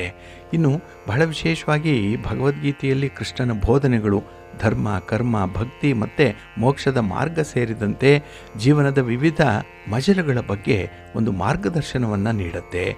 ಹಾಗೆ ಅದು ನಮ್ಮ ಜೀವನವನ್ನು ಅನಾವರಣಗೊಳಿಸುವಂಥ ಒಂದು ಪ್ರಯತ್ನ. ಹಾಗಾಗಿ ಆ ಭಗವದ್ಗೀತೆಯ ಸಂದೇಶ ಏನಿದೆ ಅದು ಒಬ್ಬರ ಕರ್ತವ್ಯವನ್ನು ಸೂಚಿಸುವಂಥದ್ದು. ಹಾಗಾಗಿ ಜಗತ್ತಿಗೆ ನಾವು ಬಂದು ಮನುಷ್ಯರಾಗಿ ಜನ್ಮ ತಳೆದ ಮೇಲೆ ನಮ್ಮ ಕರ್ತವ್ಯ ಏನು? ಕರ್ತವ್ಯ ಚ್ಯುತಿ ಆಗಬಾರ್ದು, ಕರ್ತವ್ಯದಿಂದ ಹಿಮ್ಮುಖನಾಗಬಾರ್ದು. ಹಾಗಾಗಿನೇ ನಮ್ಮ ಕೆಲಸ ಕಾರ್ಯಗಳನ್ನು ನಾವು ಮಾಡಬೇಕು, ಫಲಾಫಲಗಳನ್ನು ಭಗವಂತನಿಗೆ ಬಿಡಬೇಕು ಅನ್ನುವಂಥ ಒಂದು ಸಂದೇಶ ಕೂಡ ಈ ಜನ್ಮಾಷ್ಟಮಿಯಲ್ಲಿದೆ. ಕರ್ಮಣ್ಯೇವಾಧಿಕಾರಸ್ತೆ ಮಾ ಫಲೇಶು ಕದಾಚನ ಅನ್ನುವಂಥ ಒಂದು ಕೃಷ್ಣನ ಸಂದೇಶವನ್ನು ನೋಡಿದ್ರೆ ನಾವು ಕೆಲಸ ಮಾಡಲಿಕ್ಕೆ ಮಾತ್ರ ಅರ್ಹರು, ಜವಾಬ್ದಾರಿಯನ್ನು ನಿರ್ವಹಣೆ ಮಾಡಬೇಕು. ಆದರೆ ಫಲಾಫಲಗಳು ನಮ್ಮ ಪ್ರಯತ್ನದಂತೆ ಇರುತ್ತೆ, ಭಗವಂತ ಅದನ್ನು ಕೊಟ್ಟೇ ಕೊಡ್ತಾನೆ ಅನ್ನುವಂಥ ನಂಬಿಕೆ ಇದೆ. ಹಾಗಾಗಿನೇ ಈ ಜನ್ಮಾಷ್ಟಮಿ ನಮಗೆ ನಮ್ಮ ಜೀವನದ ವಿವಿಧ ಹಂತಗಳನ್ನು ಪ್ರತಿನಿಧಿಸುವಂಥದ್ದು, ಪ್ರತಿಧ್ವನಿಸುವಂಥದ್ದು ಕೂಡ.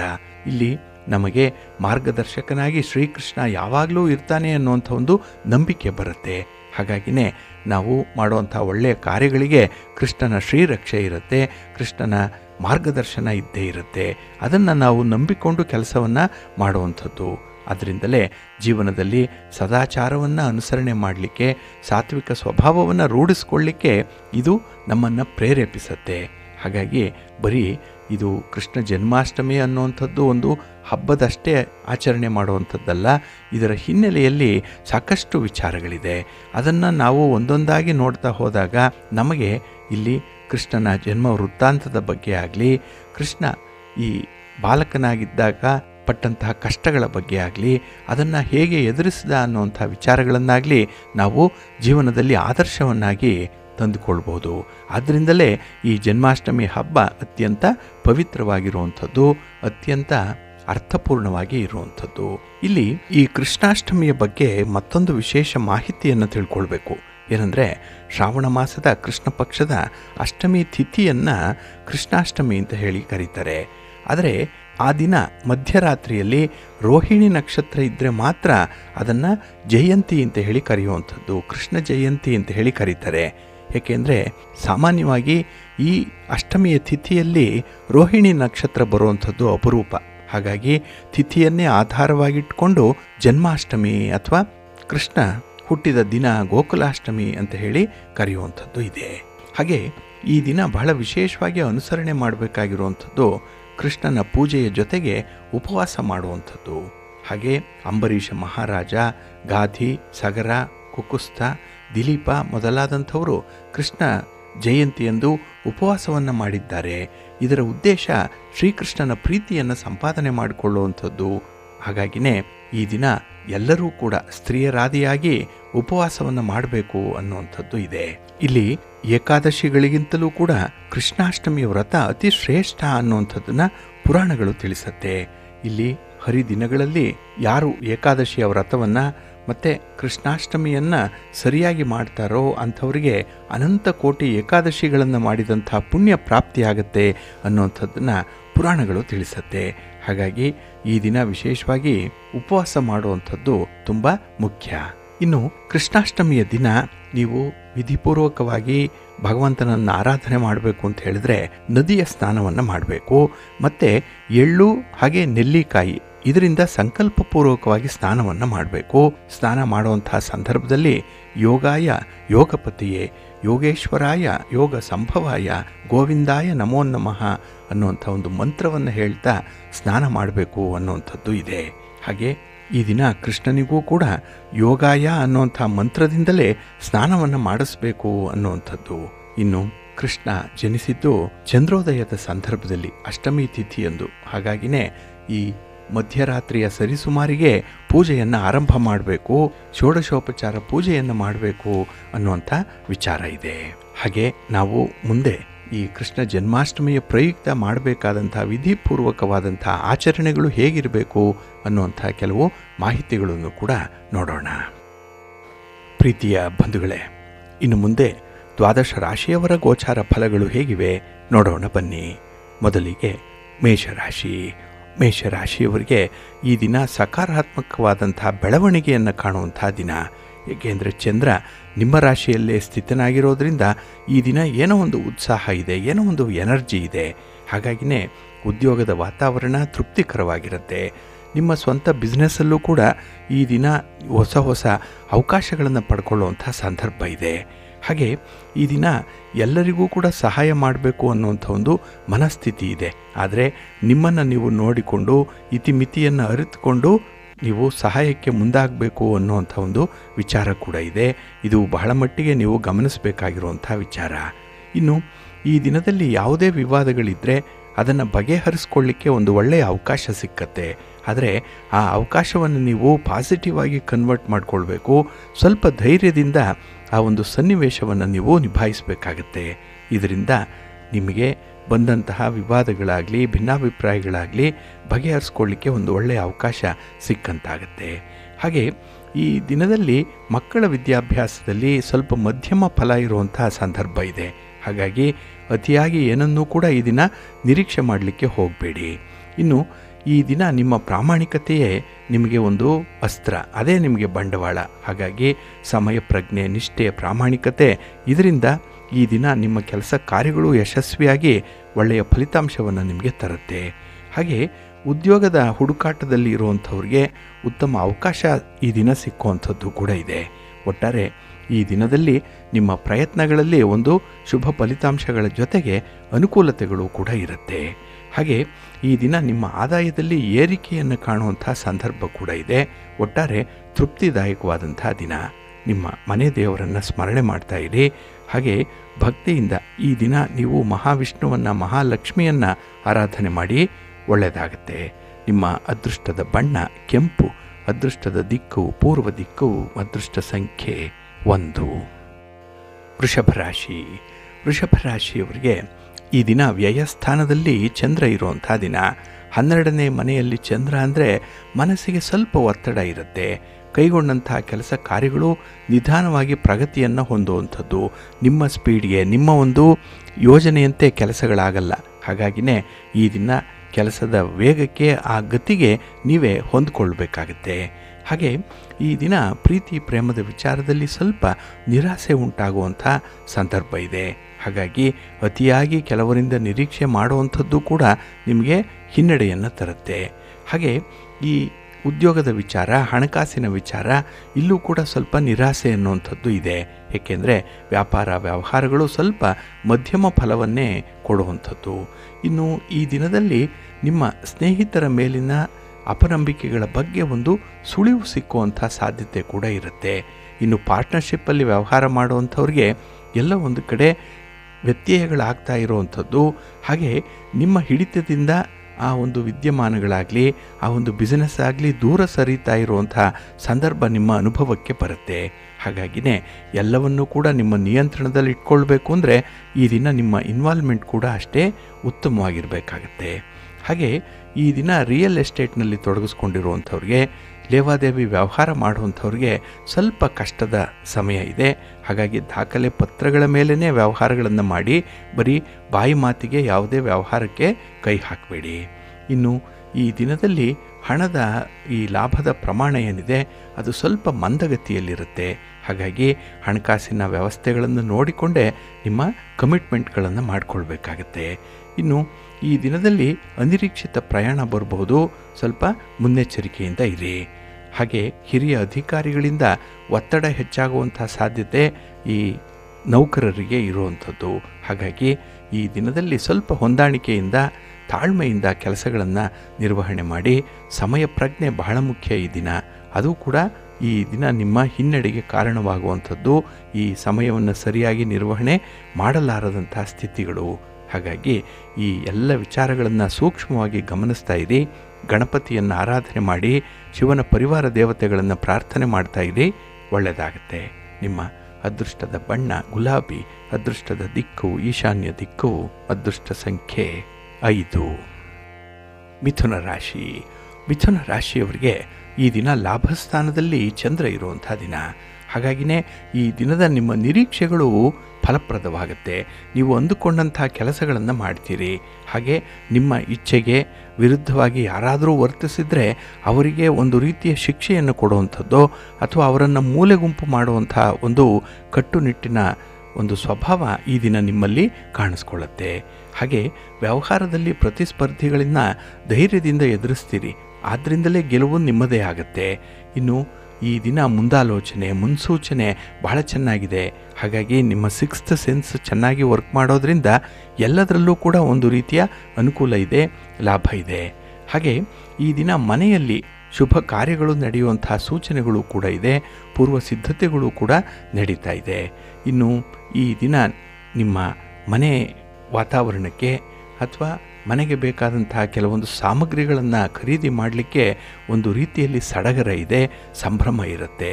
ಇನ್ನು ಲೇವಾದೇವಿ ವ್ಯವಹಾರಗಳನ್ನು ಮಾಡುವಂಥವ್ರು ಈ ದಿನ ಒಂದನ್ನು ಗಮನಿಸಬೇಕು, ನಿಮ್ಮ ತೀರ ಹತ್ತಿರದ ಬಂಧುಗಳೊಂದಿಗೆ ವ್ಯವಹಾರಗಳನ್ನು ಮಾಡಬೇಡಿ. ಇನ್ನು ವಿಶೇಷವಾಗಿ ಹೈನುಗಾರಿಕೆ, ಪಶುಪಾಲನೆ ಮಾಡುವಂಥವ್ರಿಗೆ ಈ ದಿನ ತುಂಬ ಅನುಕೂಲತೆಗಳಿದೆ, ಲಾಭಗಳು ಕೂಡ ಇರುತ್ತೆ. ಇನ್ನು ನಿಮ್ಮ ಒಡ ಹುಟ್ಟಿದವರಿಂದ ಒಳ್ಳೆಯ ಸಹಕಾರ ಸಿಕ್ಕತ್ತೆ. ಹಾಗೆ ಈ ದಿನ ನಿರುದ್ಯೋಗಿಗಳಿಗೆ ಹೊಸ ಅವಕಾಶಗಳು ತೆರೆದುಕೊಳ್ಳುವಂಥ ಸಾಧ್ಯತೆ ತುಂಬ ಇದೆ. ಹಾಗಾಗಿ ಅದೃಷ್ಟವನ್ನು ಹೆಚ್ಚು ಪರೀಕ್ಷೆ ಮಾಡಲಿಕ್ಕೆ ಹೋಗಬೇಡಿ. ಯಾವುದೋ ಒಂದು ಉದ್ಯೋಗ ನಿಮ್ಮ ಮನಸ್ಸಿಗೆ, ನಿಮ್ಮ ವಾತಾವರಣಕ್ಕೆ ಅದು ಸರಿ ಹೊಂದುತ್ತೆ ಅಂತ ಹೇಳಿದ್ರೆ ಅದನ್ನು ತತ್ಕಾಲಕ್ಕೆ ಆಯ್ಕೆ ಮಾಡಿಕೊಳ್ಳಿ. ಹಾಗಾಗಿ ಬರುವಂಥ ಎಲ್ಲ ಅವಕಾಶಗಳನ್ನು ಕೈಚೆಲ್ಲಿ ಕೂರುವಂಥದ್ದು ಬುದ್ಧಿವಂತರ ಲಕ್ಷಣ ಅಲ್ಲ. ಈ ಒಂದು ಹಿನ್ನೆಲೆಯಲ್ಲಿ ನಿಮ್ಮ ಒಂದು ವಿಚಾರಗಳು, ನಿಮ್ಮ ಅಭಿಪ್ರಾಯಗಳು ಸ್ವಲ್ಪ ಧೈರ್ಯದಿಂದ ಮುಂದುವರಿಸಿ, ಒಳ್ಳೆಯದಾಗತ್ತೆ. ನಿಮ್ಮ ಮನೆ ದೇವರನ್ನು ಸ್ಮರಣೆ ಮಾಡ್ತಾಯಿರಿ.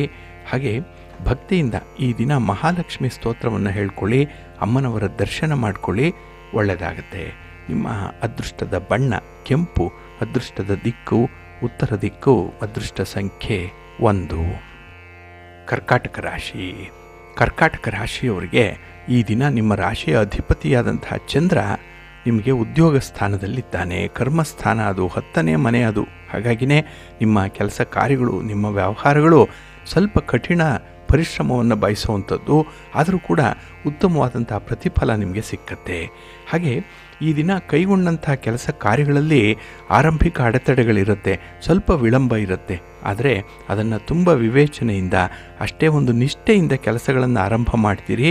ಬಹಳ ಬೇಗ ನೀವು ಅಂದುಕೊಂಡಂಥ ಫಲಿತಾಂಶಗಳನ್ನು ಪಡ್ಕೊಳ್ತೀರಿ. ಹಾಗೆ ಈ ಹಣಕಾಸಿನ ವ್ಯವಹಾರಗಳನ್ನು ಮಾಡುವಂಥವ್ರಿಗೆ ಈ ದಿನದ ಪ್ರಗತಿ ಸಾಧಾರಣವಾಗಿರುತ್ತೆ. ಬಂದುದರಲ್ಲೇ ನೀವು ತೃಪ್ತಿ ಪಡಬೇಕು. ಇಷ್ಟೇ ಬರಲಿ, ಹೀಗೆ ಬರಲಿ, ಈ ಸಮಯದಲ್ಲೇ ಬರಲಿ ಅನ್ನುವಂಥದ್ದನ್ನು ನಿರೀಕ್ಷೆ ಮಾಡಬೇಡಿ. ಹಾಗೆ ಈ ದಿನ ಅಧಿಕಾರಿಗಳ ಒಂದು ಸಲಹೆ, ಮಾರ್ಗದರ್ಶನ ಇದು ನಿಮ್ಮ ಕೆಲಸ ಕಾರ್ಯಗಳನ್ನು ವೇಗಗೊಳಿಸಲಿಕ್ಕೆ, ಚುರುಕುಗೊಳಿಸಲಿಕ್ಕೆ ಸಹಾಯಕವಾಗುತ್ತೆ. ಹಾಗೆ ಈ ದಿನ ಯಾವುದೇ ಒಂದು ಮಧ್ಯವರ್ತಿಗಳ ವಿಚಾರದಲ್ಲಾಗಲಿ, ದಳ್ಳಾಳಿಗಳ ವಿಚಾರದಲ್ಲಾಗಲಿ ಆದಾಯ ಹೆಚ್ಚಾಗುವಂಥದ್ದು ಇದೆ. ಹಾಗಾಗಿ ನಿಮ್ಮ ವಾಕ್ಚಾತುರ್ಯ, ನಿಮ್ಮ ಮಾತಿನ ಮೋಡಿ ಈ ದಿನ ನಿಮ್ಮ ವ್ಯವಹಾರಕ್ಕೆ ಒಂದು ಒಳ್ಳೆಯ ಮೆರುಗನ್ನು ತರುತ್ತೆ. ಒಂದು ಒಳ್ಳೆಯ ಟರ್ನಿಂಗ್ ಪಾಯಿಂಟ್ ಕೂಡ ಇರುವಂಥದ್ದು ಈ ದಿನದಲ್ಲಿ. ಹಾಗೆ ತಾಂತ್ರಿಕ ಕೆಲಸಗಳನ್ನು ಮಾಡುವಂಥವ್ರಿಗೆ ಈ ದಿನ ತುಂಬ ಬೇಡಿಕೆ ಇರುವಂಥದ್ದು. ಹಾಗಾಗಿ ನಿಮ್ಮ ಕೌಶಲ್ಯಕ್ಕೆ, ನಿಮ್ಮ ಒಂದು ಪ್ರತಿಭೆಗೆ ಈ ದಿನ ಉತ್ತಮವಾದಂಥ ಅವಕಾಶಗಳು ಹುಡುಕಿಕೊಂಡು ಬರುತ್ತೆ. ಧನಲಾಭ ಚೆನ್ನಾಗಿದೆ. ಜೊತೆಗೆ ಕುಟುಂಬದಲ್ಲಿ ಈ ದಿನ ತುಂಬ ಹೊಂದಾಣಿಕೆ ಮಾಡಿಕೊಳ್ಳುವಂಥ ಒಂದು ಮನಸ್ಥಿತಿ ಇರೋದರಿಂದ ಕುಟುಂಬಸ್ಥರ ಗೌರವ ಕೂಡ ನಿಮಗೆ ಸಿಕ್ಕತ್ತೆ. ಒಟ್ಟಾರೆ ಈ ದಿನ ಒಂದು ಒಳ್ಳೆಯ ಸೆಕ್ಯೂರಿಟಿ ಫೀಲಿಂಗ್ ಇರುವಂಥ ಸಂದರ್ಭ ನಿಮಗೆ. ನಿಮ್ಮ ಮನೆ ದೇವರನ್ನು ಸ್ಮರಣೆ ಮಾಡ್ತಾಯಿರಿ. ಕನಕಧಾರಾ ಸ್ತೋತ್ರವನ್ನು ಹೇಳ್ಕೊಳ್ಳಿ, ಮಹಾಲಕ್ಷ್ಮಿಯನ್ನು ಆರಾಧನೆ ಮಾಡಿ, ದುರ್ಗಾ ಸ್ತುತಿಯನ್ನು ಮಾಡಿ. ಈ ದಿನ ಒಳ್ಳೆಯದಾಗತ್ತೆ. ನಿಮ್ಮ ಅದೃಷ್ಟದ ಬಣ್ಣ ಕೆಂಪು, ಅದೃಷ್ಟದ ದಿಕ್ಕು ಪೂರ್ವ ದಿಕ್ಕು, ಅದೃಷ್ಟ ಸಂಖ್ಯೆ 1. ಸಿಂಹರಾಶಿ. ಸಿಂಹರಾಶಿಯವರಿಗೆ ಈ ದಿನ ಭಾಗ್ಯಸ್ಥಾನದಲ್ಲಿ ಚಂದ್ರ ಇರುವಂತಹ ದಿನ. 9ನೇ ಮನೆಯಲ್ಲಿ ಚಂದ್ರ. ಆದರೆ ಆತುರದ ನಿರ್ಧಾರಗಳನ್ನು ತೆಗೆದುಕೊಳ್ಳೋದ್ರಿಂದ, ಆತುರಾತುರವಾಗಿ ಕೆಲಸಗಳನ್ನು ಮಾಡಿ ಮುಗಿಸ್ಬೇಕು ಅನ್ನುವಂಥ ಸ್ವಭಾವ ಇರೋದರಿಂದ ಈ ದಿನದ ಆದಾಯ, ಈ ದಿನದ ಲಾಭ ನಿಮ್ಮ ಕಣ್ಣಿಗೆ ಕಾಣಿಸಲ್ಲ. ಇನ್ನು ವಿಶೇಷವಾಗಿ ಕೆಲವರಿಗೆ ಆತುರದ ಭರವಸೆಗಳನ್ನು ನೀಡುವಂಥದ್ದು ಕೂಡ ಇರುತ್ತೆ. ಎಲ್ಲೋ ಒಂದು ಕಡೆ ಪ್ರಾಮಿಸ್ ಮಾಡ್ತೀರಿ, ಅದರಿಂದ ತಗಲಾಕೊಳ್ಳುವಂಥ ಸಾಧ್ಯತೆ ಇರುತ್ತೆ. ಇನ್ನು ಈ ದಿನ ವಿಶೇಷವಾಗಿ ಕುಟುಂಬ ಸದಸ್ಯರ ನಡವಳಿಕೆ ನಿಮಗೆ ಒಂದು ರೀತಿಯಲ್ಲಿ ಮಾನಸಿಕ ಅಸ್ವಸ್ಥತೆಯನ್ನು ತರುವಂಥದ್ದು. ಎಲ್ಲ ಒಂದು ಕಡೆ ಅವರ ಒಂದು ಮಾತು, ಅವರ ಒಂದು ನಡತೆ ನಿಮಗೆ ಅಷ್ಟಕ್ಕಷ್ಟೇ ಇರುವಂಥದ್ದು. ಆದರೂ ಕೂಡ ಅವರಲ್ಲಿರುವಂಥ ಒಳ್ಳೆಯತನವನ್ನು ಹುಡುಕಿ ಅವರ ಸಹಕಾರಗಳನ್ನು ಪಡ್ಕೊಳ್ಳುವಂಥ ಒಂದು ಪ್ರಯತ್ನದಲ್ಲಿ ಇರ್ತೀರಿ. ಇನ್ನು ಈ ದಿನ ನಿಮ್ಮ ಒಡ ಹುಟ್ಟಿದವರಿಂದ ಕೂಡ ನಿಮಗೆ ಸಹಾಯ ಸಹಕಾರಗಳು ಸಿಕ್ಕುವಂಥದ್ದು ಇದೆ. ಹಾಗೆ ಈ ದಿನದಲ್ಲಿ ನಿಮ್ಮ ಮಾತುಗಳು ಪಾಲುದಾರರನ್ನು ತುಂಬ ಓಲೈಸುವಂಥದ್ದು. ಏಕೆಂದರೆ ಅವರನ್ನು ತುಂಬ ಕನ್ವಿನ್ಸಿಂಗಾಗಿ ಮಾತಾಡುವಂಥ ಸಾಧ್ಯತೆಗಳು ಕೂಡ ಇದೆ. ಆದರೆ ಈ ದಿನ ತಮ್ಮದಲ್ಲದ ತಪ್ಪಿಗೆ ಎಲ್ಲ ಒಂದು ಕಡೆ ಶಿಕ್ಷೆ ಆದಾಗಲೇ ಯಾರನ್ನು ನಂಬಬೇಕು, ಯಾರನ್ನು ನಂಬಬಾರದು ಅನ್ನುವಂಥ ವಿಚಾರ ನಿಮ್ಮ ಗಮನಕ್ಕೆ ಬರುತ್ತೆ. ಇನ್ನು ಈ ದಿನ ವೈವಾಹಿಕ ಮಾತುಕತೆಗಳು ಏನೇ ಇದ್ದರೂ ಕೂಡ ಅದು ಫಲಪ್ರದವಾಗಬೇಕು. ಅದಕ್ಕಾಗಿಯೇ ಈ ದಿನ ನೀವು ಗಟ್ಟಿ ಮನಸ್ಸು ಮಾಡಬೇಕು. ಜೊತೆಗೆ ನಿಮ್ಮ ಆತ್ಮವಿಶ್ವಾಸದ ಮಟ್ಟವನ್ನು ಹೆಚ್ಚಿಸ್ಕೊಳ್ಳಲಿಕ್ಕೆ ಮಾತ್ರ ಇಂಥ ಕೆಲಸಗಳು ನಿಮ್ಮಿಂದ ಪೂರ್ಣವಾಗುತ್ತೆ. ಹಾಗೆ ಈ ದಿನ ಆಧ್ಯಾತ್ಮಿಕ ವಿಚಾರದಲ್ಲಾಗಲಿ ಸೇವಾ ಕಾರ್ಯಕ್ರಮದಲ್ಲಾಗಲಿ ಭಾಗವಹಿಸಲಿಕ್ಕೆ ಅವಕಾಶಗಳು ಕೂಡ ಇದೆ, ಮನಸ್ಸು ಕೂಡ ಇದೆ. ಹಾಗಾಗಿ ಚಿಂತೆ ನೂರಾರು ಇರುತ್ತೆ, ಪ್ರತಿದಿನ ಇರುತ್ತೆ. ಆದರೆ ಅದನ್ನು ಪರಿಹಾರ ಮಾಡಿಕೊಳ್ಳುವಂಥ ಒಂದು ಪ್ರಯತ್ನ ಕೂಡ ಈ ದಿನದಲ್ಲೇ ಇರುತ್ತೆ. ಅದನ್ನು ಸ್ವಲ್ಪ ಎಕ್ಸ್ಪ್ಲೋರ್ ಮಾಡಿ ಒಳ್ಳೆಯದಾಗತ್ತೆ. ನಿಮ್ಮ ಮನೆ ದೇವರನ್ನು ಸ್ಮರಣೆ ಮಾಡ್ತಾ ಇರಿ. ಹಾಗೆ ಭಕ್ತಿಯಿಂದ ಆಂಜನೇಯ ಸ್ತೋತ್ರವನ್ನು ಹೇಳ್ಕೊಳ್ಳಿ, ಹನುಮಾನ್ ಚಾಲೀಸನ್ನು ಹೇಳ್ತಾ ಇರಿ, ಒಳ್ಳೆಯದಾಗತ್ತೆ. ನಿಮ್ಮ ಅದೃಷ್ಟದ ಬಣ್ಣ ಕೇಸರಿ, ಅದೃಷ್ಟದ ದಿಕ್ಕು ಈಶಾನ್ಯ ದಿಕ್ಕು, ಅದೃಷ್ಟ ಕನ್ಯಾ ರಾಶಿ. ಕನ್ಯಾ ರಾಶಿಯವರಿಗೆ ಈ ದಿನ ಅಷ್ಟಮದಲ್ಲಿ ಚಂದ್ರ ಇರುವಂಥ ದಿನ. 8ನೇ ಮನೆ ದುಸ್ಥಾನ ಇದು. ಅದರಲ್ಲೂ ಈ ದಿನ ಆತುರಾತುರವಾಗಿ ಕೆಲಸ ಮಾಡುವಂಥ ಮನಸ್ಥಿತಿ ಇದೆ. ಹಾಗೆ ನಿಮಗೆ ಸಿಕ್ಕುವಂಥ ಭೂಮಿಕೆ ಕೂಡ ಆತುರವಾಗಿ ಭರವಸೆಗಳನ್ನು ಕೊಡುವಂಥದ್ದು. ಹಾಗೆ ಕೆಲವರು ಕೊಟ್ಟ ಭರವಸೆಗಳನ್ನು ಈಡೇರಿಸಿಕೊಳ್ಳಲಾಗದಂಥ ಪರಿಸ್ಥಿತಿ ಇರುವಂಥ ಸಂದರ್ಭ. ಹಾಗಾಗಿನೇ ಈ ದಿನ ನಿಮ್ಮ ಒಂದು ವಿವೇಚನೆಯಿಂದಲೇ ಕೆಲಸಗಳನ್ನು ಮಾಡಬೇಕಾಗತ್ತೆ. ಬೇರೆಯವರನ್ನು ಹೆಚ್ಚು ಆಶ್ರಯಿಸಬೇಡಿ. ಹಾಗೆ ಈ ದಿನ ಆದಾಯವನ್ನು ಮೀರಿದಂಥ ಖರ್ಚುಗಳು ಕೂಡ ಇರುತ್ತೆ. ಅದರ ಕಡೆ ಸ್ವಲ್ಪ ಗಮನ ಕೊಡಿ. ಯಾವುದು ಅಗತ್ಯ ಇದೆ, ಯಾವುದು ತುರ್ತಾಗಿ ಆಗಬೇಕಾಗಿದೆ ಅಂಥ ಕೆಲಸಗಳನ್ನು ಮಾತ್ರ ನೀವು ಕೈಗೊಳ್ಳುವಂಥದ್ದು, ಅದಕ್ಕೆ ಮಾತ್ರ ಖರ್ಚು ಮಾಡುವಂಥದ್ದನ್ನು ಮಾಡಬೇಕಾಗತ್ತೆ. ಹಾಗೆ ಈ ವ್ಯವಹಾರಗಳಲ್ಲಿ ಸರಿಯಾದ ನಿರ್ಧಾರಗಳನ್ನು ತೆಗೆದುಕೊಳ್ಳಲಿಕ್ಕೆ ಸಾಧ್ಯ ಆಗಲ್ಲ. ಯಾವುದೋ ಒಂದು ಒತ್ತಡಕ್ಕೆ, ಯಾವುದೋ ಒಂದು ದಾಕ್ಷಿಣ್ಯಕ್ಕೆ ಒಳಗಾಗಿ ಈ ದಿನ ನಿಮ್ಮ ನಿರ್ಧಾರಗಳಿರುತ್ತೆ. ಹಾಗೆ ಈ ದಿನ ಯಾವುದೇ ಒಂದು ಸೇವೆ ಮಾಡಲಿ, ಯಾವುದೇ ಒಂದು ವಿಚಾರದಲ್ಲಿ ಸಹಾಯ ಮಾಡಲಿಕ್ಕೆ ಹೋದರೂ ಕೂಡ ಅಲ್ಲಿ ಮನಸ್ಸಿಗೆ ಶಾಂತಿ ಸಮಾಧಾನ ಅನ್ನುವಂಥದ್ದು ಇರಲ್ಲ. ಇನ್ನು ವಿಶೇಷವಾಗಿ ವೃತ್ತಿಯಲ್ಲಿ ಸ್ವಲ್ಪ ಮುಜುಗರದ ವಾತಾವರಣ ಇರುತ್ತೆ. ಹಾಗೆ ಯಾವುದೂ ಕೂಡ ಒಂದು ಫ್ರೀಯಾಗಿ ಈ ದಿನ ನಿಮಗೆ ಸುಲಭವಾಗಿ ಕೆಲಸಗಳಾಗಲ್ಲ. ಹಾಗಾಗಿ ನಿಮ್ಮ ಪ್ರಯತ್ನಕ್ಕೆ ತಕ್ಕ ಫಲ ಸಿಕ್ಕಲ್ಲ. ನಿಮ್ಮ ನಿರೀಕ್ಷೆಯಂತೆ ಕೆಲಸಗಳಿಗೆ ಫಲಿತಾಂಶ ಕೂಡ ಸಿಕ್ಕಲ್ಲ. ಹಾಗಾಗಿನೇ ಈ ದಿನ ಪಾಲಿಗೆ ಬಂದದ್ದೇ ಪಂಚಾಮೃತ ಅಂತ ಹೇಳಿ ಯಾವ ಯಾವ ಬಾಪ್ತಿನಲ್ಲಿ ಎಷ್ಟು ನಿಮಗೆ ಲಾಭ ಇದೆ ಅದನ್ನೇ ಪಂಚಾಮೃತ ಅಂತ ಹೇಳಿ ಸ್ವೀಕಾರ ಮಾಡಬೇಕು. ಇನ್ನು ನಿಮ್ಮ ಕೆಲಸ ಕಾರ್ಯಗಳನ್ನು ಮಧ್ಯಕ್ಕೆ ನಿಲ್ಲಿಸಬೇಡಿ, ಕನ್ಸಿಸ್ಟೆನ್ಸಿ ಇಟ್ಕೊಂಡು ಮುಂದುವರಿಸಿ, ಒಳ್ಳೆಯದಾಗುತ್ತೆ. ನಿಮ್ಮ ಇಷ್ಟ ದೇವರನ್ನು ಆರಾಧನೆ ಮಾಡಿ. ಹಾಗೆ ಭಕ್ತಿಯಿಂದ ಶ್ರೀ ಲಕ್ಷ್ಮೀ ನೃಸಿಂಹ ಸ್ತೋತ್ರವನ್ನು ಈ ದಿನ ಹೇಳ್ಕೊಳ್ಳಿ, ಒಳ್ಳೆಯದಾಗತ್ತೆ. ನಿಮ್ಮ ಅದೃಷ್ಟದ ಬಣ್ಣ ಕೆಂಪು, ಅದೃಷ್ಟದ ದಿಕ್ಕು ಪೂರ್ವ ದಿಕ್ಕು, ಅದೃಷ್ಟ ಸಂಖ್ಯೆ 1. ತುಲಾರಾಶಿ. ತುಲಾರಾಶಿಯವರಿಗೆ ಈ ದಿನ ಕಳತ್ರ ಸ್ಥಾನದಲ್ಲಿ ಚಂದ್ರ ಇದ್ದಾನೆ. 7ನೇ ಮನೆಯಲ್ಲಿ ಚಂದ್ರ ಅಂದರೆ ಮನಸ್ಸಿಗೆ ಸಮಾಧಾನ. ಏನೋ ಒಂದು ಕೆಲಸ ಕಾರ್ಯಕ್ಕೆ ನಿಮಗೆ ಬೇಕಾದಂಥವರ ಸಹಕಾರ ನಿಮಗೆ ಬಹಳ ಬೇಗ ಸಿಕ್ಕುವಂಥದ್ದು ಈ ದಿನದಲ್ಲಿರುತ್ತೆ. ಹಾಗೆ ಕುಟುಂಬ ಸದಸ್ಯರ ಸಹಾಯದಿಂದ ಕೆಲವು ಕೆಲಸಗಳು ಸಮಯಕ್ಕೆ ಸರಿಯಾಗಿ ಪೂರ್ಣ ಆಗುತ್ತೆ. ಇದು ನಿಮ್ಮ ಒಂದು ಯೂನಿಟಿಯನ್ನು, ನಿಮ್ಮ ಒಗ್ಗಟ್ಟನ್ನು ಈ ದಿನ ತೋರಿಸಲಿಕ್ಕೆ ಅವಕಾಶ ಇದೆ. ಹಾಗೆ ಈ ದಿನ ಉದ್ಯೋಗ ಕ್ಷೇತ್ರದಲ್ಲಿ ಹೆಚ್ಚಿನ ಜವಾಬ್ದಾರಿಗಳೇನು ಈ ದಿನ ಸಿಕ್ಕಲ್ಲ, ಆದರೂ ಕೂಡ ಒಂದು ಒತ್ತಡ ಅನ್ನುವಂಥದ್ದು ಇರುತ್ತೆ. ಇನ್ನು ವಿಶೇಷವಾಗಿ ಆರ್ಥಿಕ ಸಮಸ್ಯೆಗಳನ್ನು ಎದುರಿಸ್ತಾ ಇರುವಂಥವ್ರಿಗೆ ಎಲ್ಲ ಒಂದು ಕಡೆ ಭರವಸೆ ಈ ದಿನ ಕಂಡು ಬರುವಂಥದ್ದು. ಹಾಗೆ ಒಂದು ಬೆಳಕು ಕಾಣಿಸ್ದಾಗ ಅದನ್ನು ನೀವು ಎನ್ಕ್ಯಾಶ್ ಮಾಡಿಕೊಳ್ಬೇಕು ಈ ದಿನ. ಇನ್ನು ವಿಶೇಷವಾಗಿ ವ್ಯಾಪಾರದ ವಿಸ್ತರಣೆಯ ಪ್ರಯತ್ನಗಳೇನಿದೆ ಅದು ನಿಮಗೆ ಅಷ್ಟೊಂದು ಫಲವನ್ನು ತರಲ್ಲ.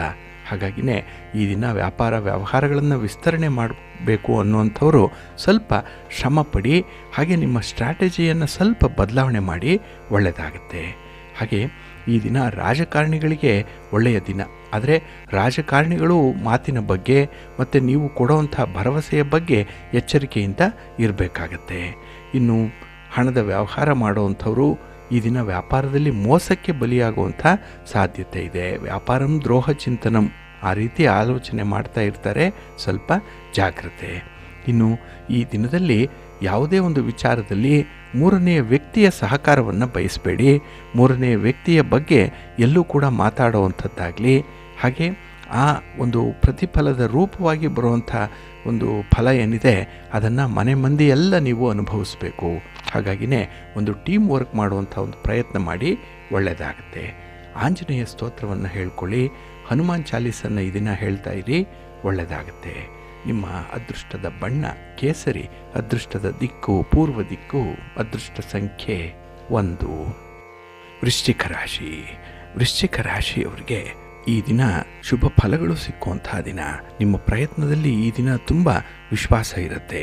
ಹಾಗೆ ಈ ದಿನ ಯಾವುದೇ ಒಂದು ಖರೀದಿ ಪ್ರಕ್ರಿಯೆಯಲ್ಲಿ ಹೊರಗಡೆಯಿಂದ ಹಣದ ಒಂದು ಸಹಾಯ ನಿಮಗೆ ಸಿಕ್ಕುವಂಥದ್ದಿದೆ. ಉತ್ತಮ ಅವಕಾಶಗಳು ಸಿಕ್ಕತ್ತೆ. ಹಾಗೆ ಈ ದಿನದಲ್ಲಿ ನಿಮ್ಮಲ್ಲಿರುವಂಥ ಒಂದು ಪ್ರತಿಭೆ, ನಿಮ್ಮ ಟ್ಯಾಲೆಂಟ್ ಏನಿದೆ ಅದಕ್ಕೆ ಅನುಗುಣವಾದಂತಹ ಫಲಗಳು ಸಿಕ್ಕತ್ತೆ. ಒಂದು ಒಳ್ಳೆಯ ವೇದಿಕೆ ಈ ದಿನ ನಿಮಗೆ ಸಿಕ್ಕುವಂಥದ್ದು ಇದೆ. ಆದರೆ ಈ ದಿನ ಹಣದ ವ್ಯವಹಾರ, ನೀವು ವ್ಯಾಪಾರ ಮಾಡುವಂಥ ಸಂದರ್ಭದಲ್ಲಿ ಎಲ್ಲೋ ಒಂದು ಕಡೆ ನಿಮಗೆ ಹಿನ್ನಡೆ ಉಂಟಾಗುವಂಥದ್ದು ಇರುತ್ತೆ. ಹಾಗಾಗಿ ಈ ದಿನದ ವ್ಯವಹಾರಗಳಲ್ಲಿ ಸ್ವಲ್ಪ ಜಾಗ್ರತೆ ಇರಲಿ. ಇನ್ನು ಸ್ನೇಹಿತರನ್ನು ಕೆಲವು ವಿಚಾರಗಳಿಗೆ ಕಾಯಿಸುವಂಥ ಸಾಧ್ಯತೆ ಇರುತ್ತೆ. ಹಾಗಾಗಿ ನಿಮ್ಮ ಕೈಲಾದಷ್ಟು ಕೆಲಸ ಕಾರ್ಯಗಳನ್ನು ಈ ದಿನ ಮಾಡಿ ಮುಗಿಸುವಂಥದ್ದು ಉತ್ತಮ. ಹಾಗಾಗಿ ಯಾರನ್ನೂ ಕೂಡ ಈ ದಿನ ನೀವು ಕಾಯಿಸಬೇಡಿ. ಇನ್ನು ಯಾವುದೇ ಪ್ರತಿಫಲ ಬಂದರೂ ಕೂಡ ನಿಮ್ಮ ಕೆಲಸ ಕಾರ್ಯಗಳಿಗೆ ಚಿಂತೆಯನ್ನು ಮಾಡಬೇಡಿ. ವ್ಯವಹಾರಗಳಲ್ಲಿ ಒಂದು ಸ್ಪರ್ಧೆ ಇದೆ, ಒಂದು ಪೈಪೋಟಿ ಇದೆ. ಅದನ್ನು ಈ ದಿನ ನೀವು ಎದುರಿಸುವಂಥ ಒಂದು ಮನಸ್ಥಿತಿ ಇರುತ್ತೆ. ಹಾಗಾಗಿ ಕೆಲವು ವಿಚಾರಗಳು ಮೇಲ್ನೋಟಕ್ಕೆ ಸರಿ ಇಲ್ಲದೆ ಇರ್ಬೋದು, ಆದರೆ ಒಳಗೆ ನಿಮಗೆ ಸ್ವಲ್ಪ ಫೇವರಬಲ್ ಆಗುವಂಥ ಕೆಲಸಗಳೇ ಆಗುವಂಥ ಸಾಧ್ಯತೆ ಇರುತ್ತೆ. ನಿಮ್ಮ ಮನೆ ದೇವರನ್ನು ಸ್ಮರಣೆ ಮಾಡಿಕೊಳ್ಳಿ. ಹಾಗೆ ಭಕ್ತಿಯಿಂದ ಈ ದಿನ ನೀವು ಮಹಾಲಕ್ಷ್ಮಿ ಸ್ತೋತ್ರವನ್ನು ಹೇಳ್ತಾ ಇರಿ. ಅಮ್ಮನವರ ದರ್ಶನ ಮಾಡ್ಕೊಳ್ಳಿ, ಒಳ್ಳೆಯದಾಗುತ್ತೆ. ನಿಮ್ಮ ಅದೃಷ್ಟದ ಬಣ್ಣ ಕೆಂಪು, ಅದೃಷ್ಟದ ದಿಕ್ಕು ಈಶಾನ್ಯ ದಿಕ್ಕು, ಅದೃಷ್ಟ ಸಂಖ್ಯೆ 1. ಧನುರಾಶಿ.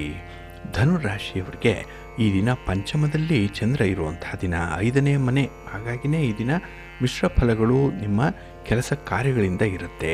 ಹಾಗೆ ಕೆಲಸ ಮಾಡಲಿಕ್ಕೂ ಕೂಡ ಈ ದಿನ ಸೋಮಾರಿತನ ಇರುವಂಥದ್ದು, ಆಲಸ್ಯ ಮನೋಭಾವ ಇರುತ್ತೆ.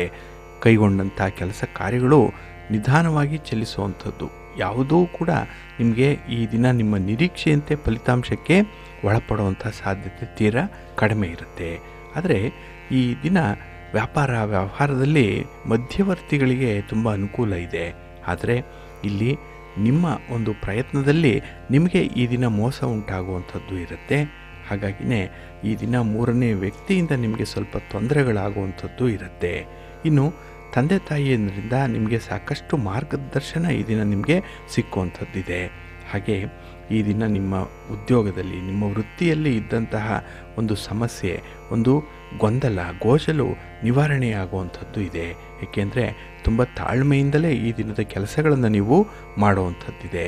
ಹಾಗೆ ಈ ದಿನ ನಿಮ್ಮ ಸ್ವಂತ ವ್ಯವಹಾರದ ಬಗ್ಗೆ ಹೆಚ್ಚು ಆಸಕ್ತಿಯನ್ನು ಇಟ್ಕೊಳ್ಬೇಕಾಗತ್ತೆ, ಅದರ ಕಡೆ ಗಮನ ಕೊಡಬೇಕು. ಹಾಗಾಗಿನೇ ಈ ದಿನ ನಿಮಗೆ ಯಾವುದೇ ಒಂದು ವ್ಯವಹಾರಗಳಲ್ಲಿ ಎಷ್ಟು ಆಸಕ್ತಿ ಇದೆಯೋ ಅಷ್ಟೇ ಇನ್ವಾಲ್ವ್ಮೆಂಟ್ ಅನ್ನುವಂಥದ್ದು ಕೂಡ ಇರಬೇಕಾಗತ್ತೆ. ಇನ್ನು ಈ ದಿನ ಹರಿತವಾದ ವಸ್ತುಗಳನ್ನು ಉಪಯೋಗಿಸುವಂತಹ ಸಂದರ್ಭದಲ್ಲಿ ಸ್ವಲ್ಪ ಎಚ್ಚರಿಕೆಯಿಂದ ಇರಿ. ಹಾಗೆ ಈ ದಿನ ವ್ಯಕ್ತಿಯೊಬ್ಬರ ಭೇಟಿ ನಿಮಗೆ ಸಂತೋಷವನ್ನು ತರುತ್ತೆ. ಅವರು ಸಂಬಂಧಿಕರಾಗಲಿ, ಸ್ನೇಹಿತರಾಗಲಿ, ಹೊಸ ಪರಿಚಯದವರಾಗಲಿ ಈ ದಿನ ಅವರ ಮಾತನ್ನು ನೀವು ಆಲಿಸುವಂಥದ್ದು, ಅವರ ಮಾತಿಗೆ ಈ ದಿನ ನೀವು ಒಂದು ರೀತಿಯಲ್ಲಿ ಸರೆಂಡರ್ ಆಗುವಂಥ ಸಾಧ್ಯತೆ ಇರುತ್ತೆ. ಒಟ್ಟಾರೆ ಈ ದಿನದ ಪ್ರಯತ್ನಗಳು ನಿಮಗೆ ಸ್ವಲ್ಪ ವಿಚಿತ್ರವಾದ ಅನುಭವವನ್ನೇ ತರುವಂಥದ್ದಿದೆ. ಅದರಲ್ಲಿ ಒಳಿತನ್ನು ಮಾತ್ರ ಆಯ್ಕೆ ಮಾಡಿಕೊಳ್ಳಿ. ನಿಮ್ಮ ಇಷ್ಟ ದೇವರನ್ನು ಈ ದಿನ ಪ್ರಾರ್ಥನೆ ಮಾಡ್ತಾ ಇರಿ. ಹಾಗೆ ಭಕ್ತಿಯಿಂದ ಈ ದಿನ ಶಿವ ಪಂಚಾಕ್ಷರಿ ಮಂತ್ರವನ್ನು ಹೇಳ್ಕೊಳ್ಳಿ. ಶಿವನ ಪರಿವಾರ ದೇವತೆಗಳನ್ನು ಪ್ರಾರ್ಥನೆ ಮಾಡ್ತಾ ಇರಿ, ಒಳ್ಳೆಯದಾಗುತ್ತೆ. ನಿಮ್ಮ ಅದೃಷ್ಟದ ಬಣ್ಣ ತಿಳಿ ಹಸಿರು, ಅದೃಷ್ಟದ ದಿಕ್ಕು ಈಶಾನ್ಯ ದಿಕ್ಕು, ಅದೃಷ್ಟ ಸಂಖ್ಯೆ 2. ಮಕರ ರಾಶಿ. ಮಕರ ರಾಶಿಯವರಿಗೆ ಈ ದಿನ ಚತುರ್ಥದಲ್ಲಿ ಚಂದ್ರ ಇರುವಂಥ ದಿನ, 4ನೇ ಮನೆ. ಹಾಗಾಗಿನೇ ಈ ದಿನದಲ್ಲಿ ನಿಮಗೆ ಮಿಶ್ರ ಫಲಗಳಿರುತ್ತೆ. ಹಾಗೆ ನಿಮ್ಮ ಅಭಿಪ್ರಾಯವನ್ನು ಈ ದಿನ ಯಾರ ಮೇಲೂ ಹೇರಲಿಕ್ಕೆ ಹೋಗುವಂಥ ಒಂದು ಪ್ರಯತ್ನ ಏನಿದೆ ಅದು ಸಫಲವಾಗಲ್ಲ. ಹಾಗಾಗಿ ಅವರವರ ಇಚ್ಛೆಗೆ ತಕ್ಕಂತೆ ಅವರು ಕೆಲಸಗಳನ್ನು ಆಯ್ಕೆ ಮಾಡಿಕೊಳ್ಳುವಂಥದ್ದು ಈ ದಿನ ನಿಮ್ಮ ಸ್ವಾತಂತ್ರ್ಯಕ್ಕೆ ಬಿಟ್ಟಿರುವಂಥ ವಿಚಾರ. ಹಾಗೆ ಈ ದಿನ ಮನೆಯ ಹೊರಗೆ ಸ್ವಲ್ಪ ಕಿರಿಕಿರಿ ಜಾಸ್ತಿ ಆಗುವಂಥದ್ದು, ಅಪರಿಚಿತ ವ್ಯಕ್ತಿಗಳಿಂದ ಈ ದಿನ ನಿಮಗೆ ಮೋಸ ಆಗುತ್ತೆ, ಒತ್ತಡ ಬರುತ್ತೆ. ಇನ್ನು ಸಂಬಂಧಿಕರಾಗಲಿ ಸ್ನೇಹಿತರಾಗಲಿ ಅವರ ಜೊತೆಗಿನ ಒಂದು ಸಣ್ಣ ಪ್ರಮಾಣದಲ್ಲಿದ್ದಂತಹ ಮಾತುಕತೆ ಕೂಡ ವಿವಾದಕ್ಕೆ ತಿರುಗುವಂಥದ್ದು ಆಗುತ್ತೆ.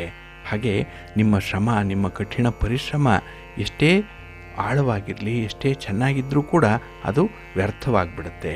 ಹಾಗಾಗಿನೇ ಈ ದಿನದ ವಿದ್ಯಮಾನಗಳು ನಿಮಗೆ ಮಿಶ್ರ ಫಲವನ್ನು ತರುವಂಥದ್ದು. ಹಾಗೆ ನಿಮ್ಮ ವ್ಯವಹಾರಗಳಲ್ಲಿ ಈ ದಿನ ನಿಮಗೆ ಆಸಕ್ತಿ ಸ್ವಲ್ಪ ಕಡಿಮೆ ಇರುವಂಥ ಸಾಧ್ಯತೆ ಕೂಡ ಇರುತ್ತೆ. ಇನ್ನು ವಿಶೇಷವಾಗಿ ದೂರ ಪ್ರಯಾಣದ ಸಂದರ್ಭದಲ್ಲಿ ವಾಹನವನ್ನು ಸುಸ್ಥಿತಿಯಲ್ಲಿಟ್ಕೊಂಡು ಮುಂದುವರಿಯುವಂಥದ್ದು ಉತ್ತಮ. ಹಾಗೆ ಈ ದಿನ ಪ್ರೀತಿ ಪ್ರೇಮದ ವಿಚಾರದಲ್ಲೂ ಕೂಡ ಸ್ವಲ್ಪ ಮುಜುಗರ ಇದೆ. ಅಂದರೆ ನಿಮಗೆ ಯಾವುದೂ ಕೂಡ ಒಂದು ಫ್ರೀನೆಸ್ ಅನ್ನುವಂಥದ್ದು ಇರಲ್ಲ, ನಿರ್ಬಂಧಗಳು ಜಾಸ್ತಿ ಇರುತ್ತೆ. ಇನ್ನು ಉನ್ನತ ಶಿಕ್ಷಣಕ್ಕಾಗಿ ಈ ದಿನ ನೀವು ಮಾಡುವಂಥ ಪ್ರಯತ್ನಗಳು ಕೂಡ ಅಷ್ಟೊಂದು ಫಲವನ್ನು ತರಲ್ಲ. ಹಾಗೆ ಈ ಹೊರ ಪ್ರಯಾಣದ ಆಲೋಚನೆಗಳೇನಿದೆ ಅದು ಮನಸ್ಸಿಗೆ ಸ್ವಲ್ಪ ಹಿತ ಅನ್ನಿಸ್ಬೋದು.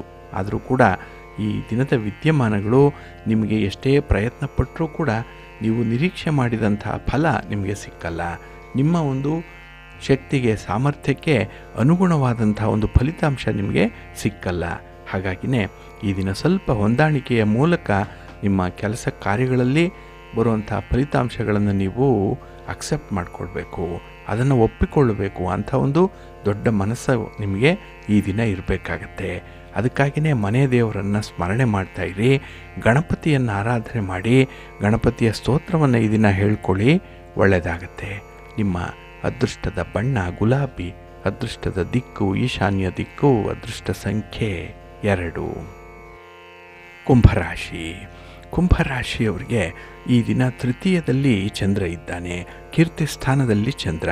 ಹಾಗಾಗಿ ಈ ದಿನ ಮನಸ್ಸಿಗೆ ಸ್ವಲ್ಪ ನೆಮ್ಮದಿ ಇರುತ್ತೆ.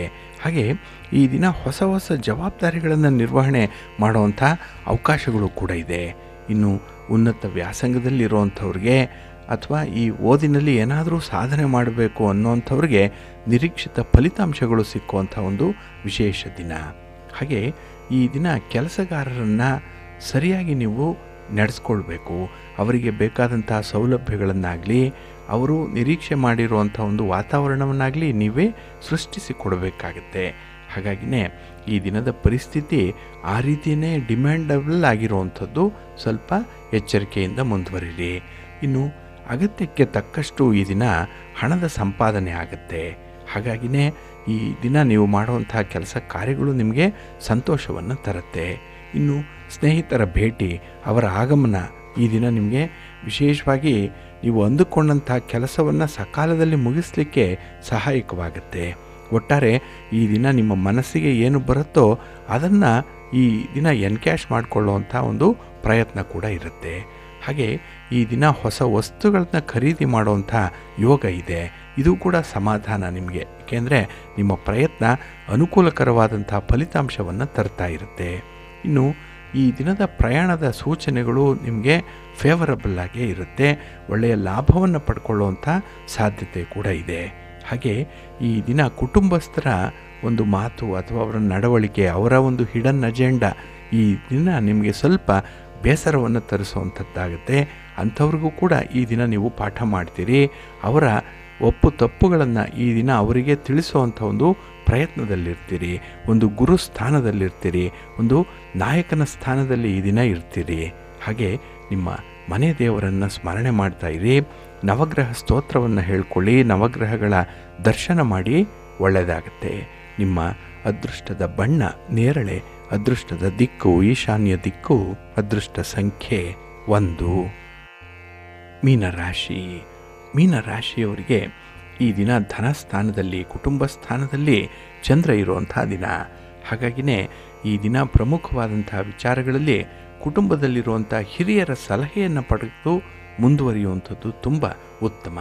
ಇನ್ನು ಮಕ್ಕಳ ವಿಚಾರದಲ್ಲಿ, ಅವರ ವಿದ್ಯಾಭ್ಯಾಸ ಅಥವಾ ಅವರ ಉದ್ಯೋಗ ಈ ವಿಚಾರದಲ್ಲಿ ನಿಮಗೆ ಒಳ್ಳೆಯ ಸುದ್ದಿ ಅನ್ನೋ ಸಿಕ್ಕತ್ತೆ. ಆದರೆ ಅವರಿಗಾಗಿ ಈ ದಿನ ಸ್ವಲ್ಪ ಖರ್ಚು ವೆಚ್ಚಗಳು ಕೂಡ ಹೆಚ್ಚಾಗುವಂಥದ್ದು ಇರುತ್ತೆ. ಇನ್ನು ಬೇರೆಯವರ ಮನಸ್ಥಿತಿಯನ್ನು ನೋಡಿಕೊಂಡು ನಿಮ್ಮ ಕೆಲಸಗಳನ್ನು ನೀವು ಮುಂದುವರಿಸಬೇಕಾಗತ್ತೆ. ಹಾಗಾಗಿ ಈ ದಿನ ಎದುರಲ್ಲಿ ಬರುವಂಥ ವ್ಯಕ್ತಿಯ ಸೈಕಾಲಜಿಯನ್ನು ಅರ್ಥ ಮಾಡಿಕೊಂಡು ಮುಂದುವರಿಯುವಂಥ ಒಂದು ಸಂದರ್ಭ ನಿಮಗೆ. ಹಾಗಾಗಿ ಈ ದಿನ ಸ್ವಲ್ಪ ಅಡೆತಡೆಗಳು ಇರಬಹುದು. ಯಾಕೆಂದರೆ ಕೆಲಸಗಳಲ್ಲಿ ನಿರ್ಬಂಧಗಳು ಜಾಸ್ತಿ ಇರುತ್ತೆ. ನೀವು ಅಂದುಕೊಂಡಂತೆ ನಿಖರವಾದ ಫಲಿತಾಂಶವನ್ನು ಪಡ್ಕೊಳ್ಳಿಕ್ಕೆ ನಿಮಗೆ ಕಷ್ಟ ಸಾಧ್ಯವಾಗುತ್ತೆ. ಹಾಗಾಗಿನೇ ಉದ್ಯೋಗದ ವಾತಾವರಣದಲ್ಲಿ ಈ ದಿನ ಸ್ವಲ್ಪ ವ್ಯತ್ಯಯಗಳು ಕೂಡ ಇರುವಂಥದ್ದು ಇದೆ. ಹಾಗೆ ದೀರ್ಘಕಾಲದ ಆರೋಗ್ಯ ಸಮಸ್ಯೆ ಕೂಡ ಈ ದಿನ ನಿಮ್ಮನ್ನು ಕಾಡುತ್ತೆ. ಅಷ್ಟು ಸುಲಭವಾಗಿ ನಿಮ್ಮ ಮನಸ್ಸು ಕೆಲವು ವಿಚಾರಗಳಿಗೆ ಒಪ್ಪಲ್ಲ. ಹಾಗಾಗಿ ಹಣಕಾಸಿನ ವಿಚಾರದಲ್ಲೂ ಕೂಡ ಆತುರಪಟ್ಟು ನೀವು ಒಂದು ತೀರ್ಮಾನವನ್ನು ತೆಗೆದುಕೊಂಡ್ರೆ ಅದು ನಿಮಗೆ ನಷ್ಟಕ್ಕೆ ದಾರಿಯಾಗುತ್ತೆ. ಜೊತೆಗೆ ಬೇರೆಯವರಿಗೆ ಭರವಸೆಗಳನ್ನು ಕೊಡುವಂತಹ ಸಂದರ್ಭದಲ್ಲಿ ಕೂಡ ನೀವು ನಿಮ್ಮ ಶಕ್ತಿ ಸಾಮರ್ಥ್ಯದ ಇತಿಮಿತಿಯನ್ನು ತಿಳ್ಕೊಂಡು ಮುಂದುವರಿಬೇಕಾಗತ್ತೆ. ಹಾಗಾಗಿ ಈ ದಿನ ಬಹುಪಾಲು ಬೇರೆಯವರ ಮನಸ್ಸನ್ನು ಅರ್ಥ ಮಾಡಿಕೊಳ್ಳುವಂಥದ್ದು, ನಿಮ್ಮ ಒಂದು ಮನಸ್ಸನ್ನು ನಿಯಂತ್ರಣ ಮಾಡಿಕೊಳ್ಳುವಂಥದ್ದು ಇದೇ ಬಹಳ ಪ್ರಮುಖವಾದಂಥ ವಿಚಾರಗಳಾಗುತ್ತೆ. ಹಾಗೆ ಈ ದಿನ ಪ್ರೀತಿ ಪ್ರೇಮದ ವಿಚಾರದಲ್ಲಿ ಸ್ವಲ್ಪ ಮಾನಸಿಕ ಸಮಸ್ಯೆಗಳು ಇರುವಂಥದ್ದಿದೆ. ಎಲ್ಲೋ ಒಂದು ಕಡೆ ಮೆಂಟಲ್ ಬ್ಲಾಕೇಜ್ ಅನ್ನುವಂಥದ್ದಾಗುತ್ತೆ. ನಿರ್ಧಾರಗಳನ್ನು ಕೈಗೊಳ್ಳಲಿಕ್ಕೆ ಸ್ವಲ್ಪ ಕಷ್ಟ ಸಾಧ್ಯವಾಗುತ್ತೆ ಈ ದಿನ. ಹಾಗಾಗಿ ಭಗವಂತನ ಮೇಲೆ ಭಾರ ಹಾಕಿ ನಿಮ್ಮ ಕೆಲಸಗಳನ್ನು ಮುಂದುವರಿಸ್ತಾ ಇರಿ. ನಿಮ್ಮ ಮನೆ ದೇವರನ್ನು ಸ್ಮರಣೆ ಮಾಡಿಕೊಳ್ಳಿ. ಸಾಧ್ಯ ಆದರೆ ದರ್ಶನ ಮಾಡಿ, ಒಳ್ಳೆಯದಾಗುತ್ತೆ. ಈ ದಿನ ಲಕ್ಷ್ಮೀ ವೆಂಕಟೇಶ್ವರ ಸ್ವಾಮಿಯ ಆರಾಧನೆ ಮಾಡಿ. ನಿಮ್ಮ ಅದೃಷ್ಟದ ಬಣ್ಣ ಬಿಳುಪು, ಅದೃಷ್ಟದ ದಿಕ್ಕು ಈಶಾನ್ಯ ದಿಕ್ಕು, ಅದೃಷ್ಟ ಸಂಖ್ಯೆ 3. ಪ್ರೀತಿಯ ಬಂಧುಗಳೇ, ಇಷ್ಟು ಹೊತ್ತು ದ್ವಾದಶ ರಾಶಿಯವರ ಗೋಚಾರ ಫಲಗಳನ್ನು ಕೇಳಿದ್ರಿ. ಇನ್ನು ನಿಮ್ಮ ಕಾರ್ಯಸಿದ್ಧಿಗಾಗಿ, ನಿಮ್ಮ ಇಚ್ಛಿತ ಫಲಪ್ರಾಪ್ತಿಗಾಗಿ ನಿಮ್ಮ ಮನೆ ದೇವರನ್ನು ಸ್ಮರಣೆ ಮಾಡ್ತಾ ಇರಿ. ನಿಮ್ಮ ಇಷ್ಟ ದೇವರನ್ನು ಪ್ರಾರ್ಥನೆ ಮಾಡ್ಕೊಳ್ಳಿ, ಒಳ್ಳೆಯದಾಗತ್ತೆ. ಸರ್ವೇ ಜನಾಃ ಸುಖಿನೋ ಭವಂತು. ಸಮಸ್ತ ಸನ್ಮಂಗಳಾನಿ ಭವಂತು. ನಮಸ್ಕಾರ.